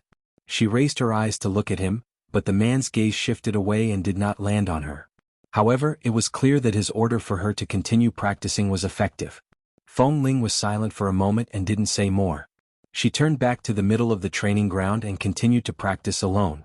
Qiao Fei turned to get a bottle of mineral water and came back. When he turned his head, he saw that Feng Ling suddenly went to practice again. He was surprised and asked from a distance, "Didn't I say to let you rest for half an hour? Why are you practicing alone?" Feng Ling didn't answer and Qiao Fei felt something was wrong. Then he turned to see Boss Li standing not far from her with his arms crossed and expressionlessly watching her practice. At this time Tam also leaned over to Kay and whispered, "What happened? Did Feng Ling offend Boss Li?" Kay didn't understand. He looked at Feng Ling and then at Boss Li whose head was engraved with the words, "Don't mess with me today," and sighed. "I don't know." Of course he didn't know. He clearly remembered that Boss was very kind to Feng Ling, but why did he seem to be against her today? Kay suddenly didn't quite understand the relationship between men. After all, Boss was present, and it was clearly an order from Boss, so Qiao Fei couldn't say anything. He could only walk over and take a look before saying, "Stop practicing for now. Come drink some water." As he spoke, he turned to hand the other bottles of water to the other 4 people and then to Boss Li, thinking that he would give it to Feng Ling and let her rest for a while. However, when the bottle was handed to Nanheng he phased. Tali at Ling up to him. Tali up. Nanheng, Ling to Boss Fei Li Chi Ling to him to he, at of Fei. Feng Ling raised his eyebrows and didn't feel embarrassed.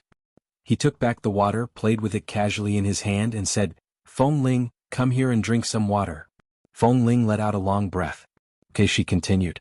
Seeing that Boss's face was as cold as frost, Feng Ling didn't seem to be in a good state, but she didn't say anything.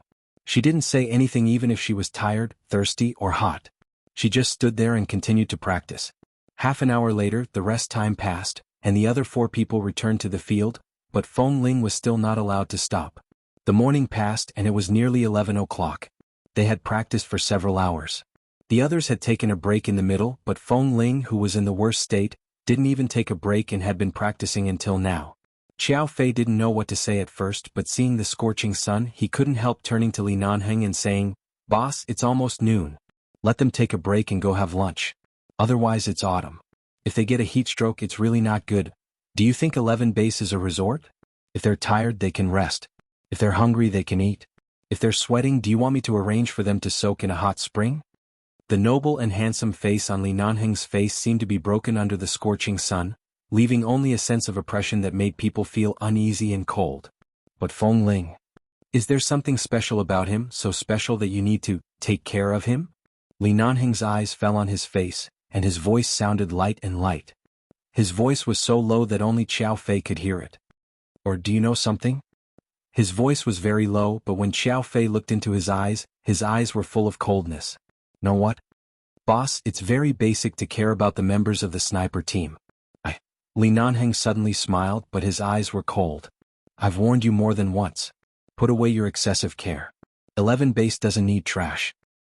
Feng Ling has performed very well in all kinds of tasks, big or small, and his physical fitness is much better than when he first entered the base. How could he be trash? He's even better than many newcomers who entered the base at the same time. I'm sure I'm not the only one who emphasized this matter. When Li Nanheng turned around expressionlessly, Qiao Fei took a step forward and stood in front of him.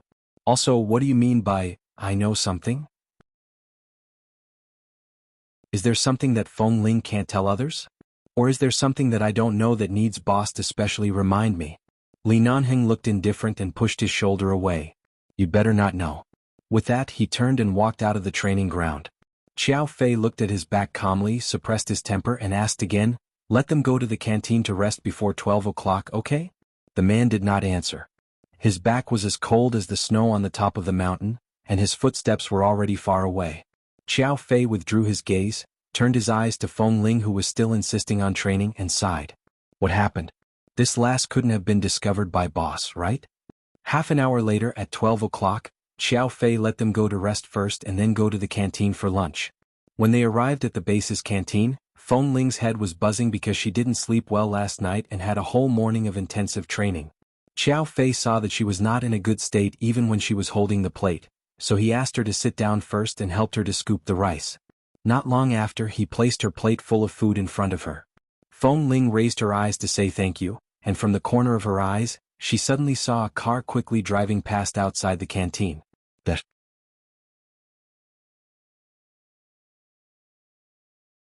Chapter 852. That car was red, which she had never seen in the base, and it didn't seem to be a car of the base. She just glanced out and didn't have the energy to pay attention to it. She picked up the chopsticks and began to eat.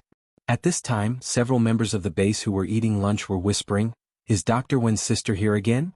The other brothers didn't say anything. They just smiled at the car that had gone far away. Then they looked at each other as if they were gossiping. Feng Ling glanced in their direction. Dr. Wen was the resident doctor in the infirmary of the base. It was Dr. Wen who examined her when she fainted and her leg was injured. He was a very gentle and fair-skinned male doctor in his 30s. People who could work in 11 base for a long time were not ordinary people. It was said that Dr. Wen's family had some relations with the military in the United States, and he had brothers and sisters, but she seldom went to the infirmary. The base was also full of men, so she didn't know much about other people's families. Feng Ling lowered her head and focused on eating because she had a hunch that such intensive training would not stop in a short time. After eating, she left the cafeteria and didn't feel any changes in the base because of Dr. Wen's sister's visit. She went straight back to the training ground. There wasn't much training time this afternoon, so she could go back to her residence in 2 hours. However, when Feng Ling was about to go back, she received a notice to return to the training ground to continue training. This notice was called by another drill master of the sniper team. Xiao Fei didn't know it, and Li Nanheng didn't come in person. Feng Ling took the phone call and knew that her hunch was right, but she didn't know how she offended Boss Li. When she returned to the training ground, she saw Boss Li standing there. The devil training in the past came to her mind again. This time, Feng Ling was mentally prepared. She stood behind the man. "Boss." Li Nanheng looked back and glanced at her. "Yes." It felt as if she was greeting the Grim Reaper, and the Grim Reaper knew that she was well aware of it. She didn't even need to explain. She only needed to greet her calmly. "Boss, I know I'm not in a good state this morning, and the new movements I learned are not very good." Feng Ling said, "Thank you, boss, for wasting your time to train me alone." Li Nanheng's expression didn't change. He nodded indifferently. And he turned around and gave her the middle seat. When he turned around again, the man glanced at the clothes she was still wearing. Understanding his gaze, Feng Ling explained, "I guess that because of my poor performance today, boss would call me out. Anyway, I'll still sweat. There's no need to change my clothes before coming over." On one hand, there was the smell of sweat on her body, so she probably didn't want to get close to her as much as when she was wearing women's clothes yesterday. Boss would probably dislike her and wouldn't get too close to her. On the other hand, she had this premonition, so she was too lazy to change her clothes. This was quite good. At least because of boss's misophobia, she could maintain an appropriate distance. Regardless of whether he had guessed something or not, it was better to stay as far away from him as possible. As if he understood her purpose at a glance, Li Nanheng stood on the edge of the training ground, his long legs still, his left hand in his trouser pocket, and his deep eyes fell on her cautious and calm face. "First, do balance exercises for an hour, then do 100 push-ups. After that, we'll continue with the other physical events." As Li Nanheng spoke, his black military boots ruthlessly stepped over the white line on the edge of the training ground and retreated to the side of the bench. The sun was blazing in the afternoon. Feng Ling had just experienced a hair-raising disguise in the bar yesterday. She hadn't slept all night and had undergone a whole morning of intensive training. Right now, she wasn't sure if she could maintain her balance for an hour. However, seeing boss's expression, she still silently followed his instructions. Seeing that the boy didn't say anything and just lay in the middle of the training ground silently as always, Li Nanheng's eyes were slightly cold and he looked down at the boy who was lying on his stomach and then half propped up with his arms. At this time Han Jin and Xiao Su passed by the sniper team's training ground. Seeing that there were people inside, they subconsciously looked in this direction. What the hell? What was going on? Why did boss give Feng Ling intensive training again? Didn't they just fight with terrorists yesterday? Under normal circumstances, after completing a dangerous mission, the members of the base should have at least 2 or 3 days of vacation. Why didn't Feng Ling give them a vacation today? But he was also given intensive training. Li Nanheng suddenly took off the black uniform draped over his back, threw it on the bench and glanced outside. Xiao Su and Han Jin, who were talking, immediately fell silent. Feng Ling also raised his head and looked in their direction. With a pa sound, the silver lighter in Li Nanheng's hand flashed slightly, and the man lit a cigarette without any change in his expression. What are you looking at? Go on. His voice was very light, but with an absolute tone of command, and he threw another word to the 2 people outside. Even though it was so far away that they could only see his lips, they could see that Boss Li's indifferent and cold words were, "Get lost." Han Jin and Xiao Su immediately walked away quickly, but from time to time, they looked back at Feng Ling, who was undergoing intensive training. Didn't he sacrifice himself to disguise as a woman to help Boss carry out the mission yesterday? Did something go wrong in the middle? He was fine before, but as soon as he came back he was targeted by our cold-faced boss? Alas, why do I suddenly feel that Feng Ling is the most miserable person in our base? He is so pitiful, Xiao Su said in a low voice after walking away. Han Jin chuckled. How is he miserable? Every time Feng Ling receives a mission bonus he doesn't get it himself, does he? You stopped by boss? And the vacation he should get after the mission is over, boss didn't give him and even forced him to participate in the devil training. This is simply extortion. Yesterday Feng Ling risked his life.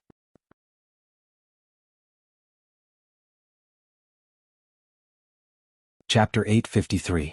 Xiao Su also knew these things, but he still felt that Boss Li seemed to be a bit too cruel to Feng Ling. Xiao Su didn't know what Feng Ling looked like after putting on the women's clothes yesterday, because Feng Ling drove out after changing her clothes yesterday.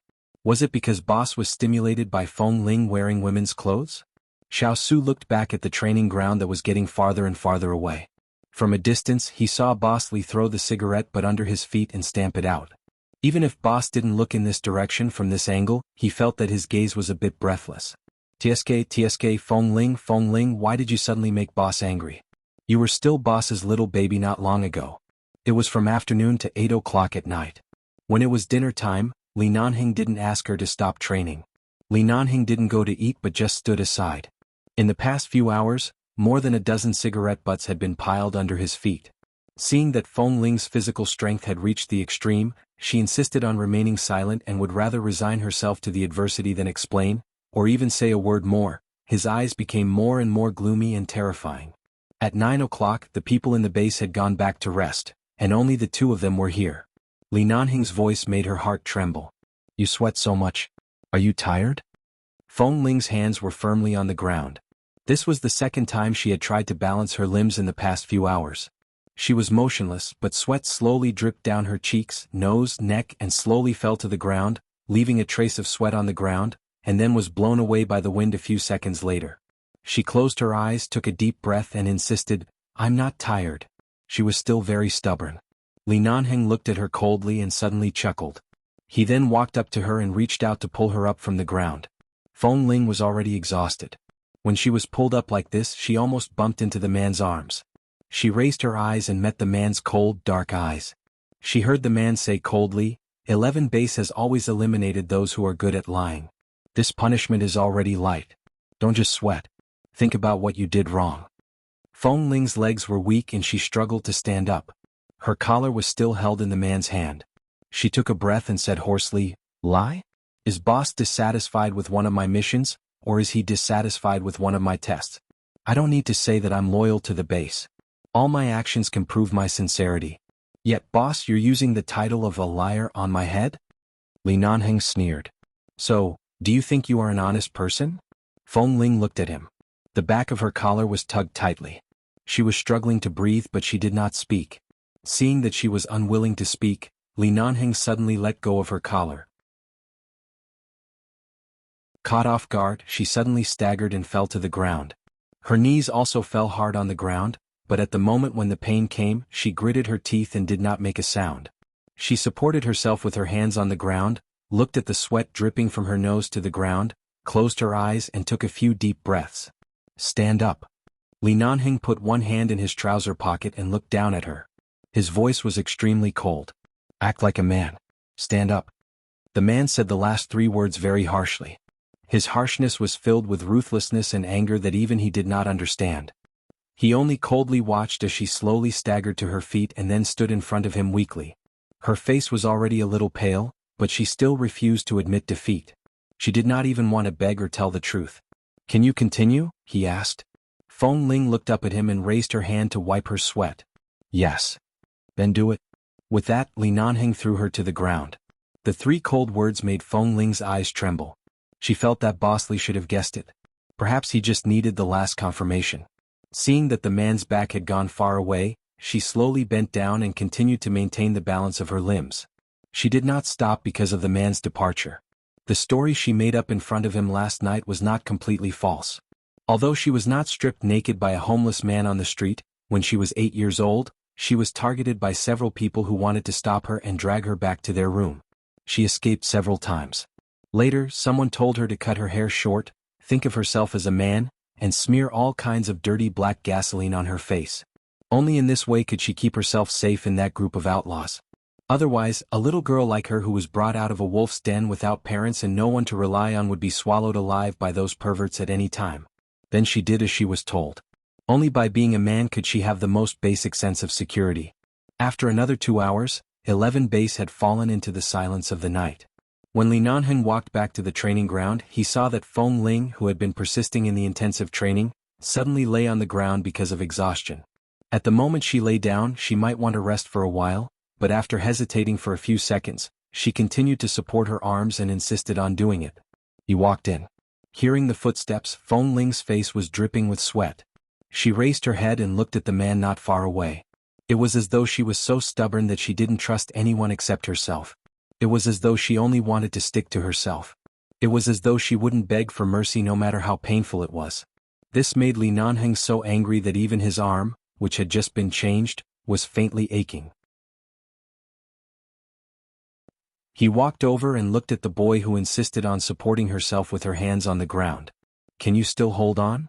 Feng Ling did not hesitate. Yes.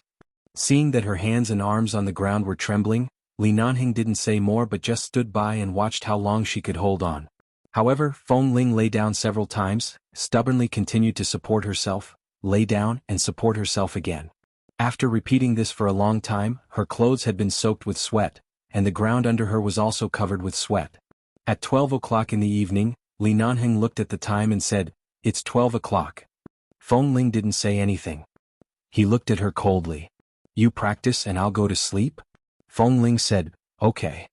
You're tuning in to the Han Li's Wuxia Adventures YouTube channel. We're so grateful for your support and don't forget to subscribe to join us on this incredible journey through captivating stories. Your generosity through donations truly makes a world of difference, as it's the primary source of revenue that allows me to expand and enhance this channel for you. Thank you from the bottom of my heart for being a part of this adventure.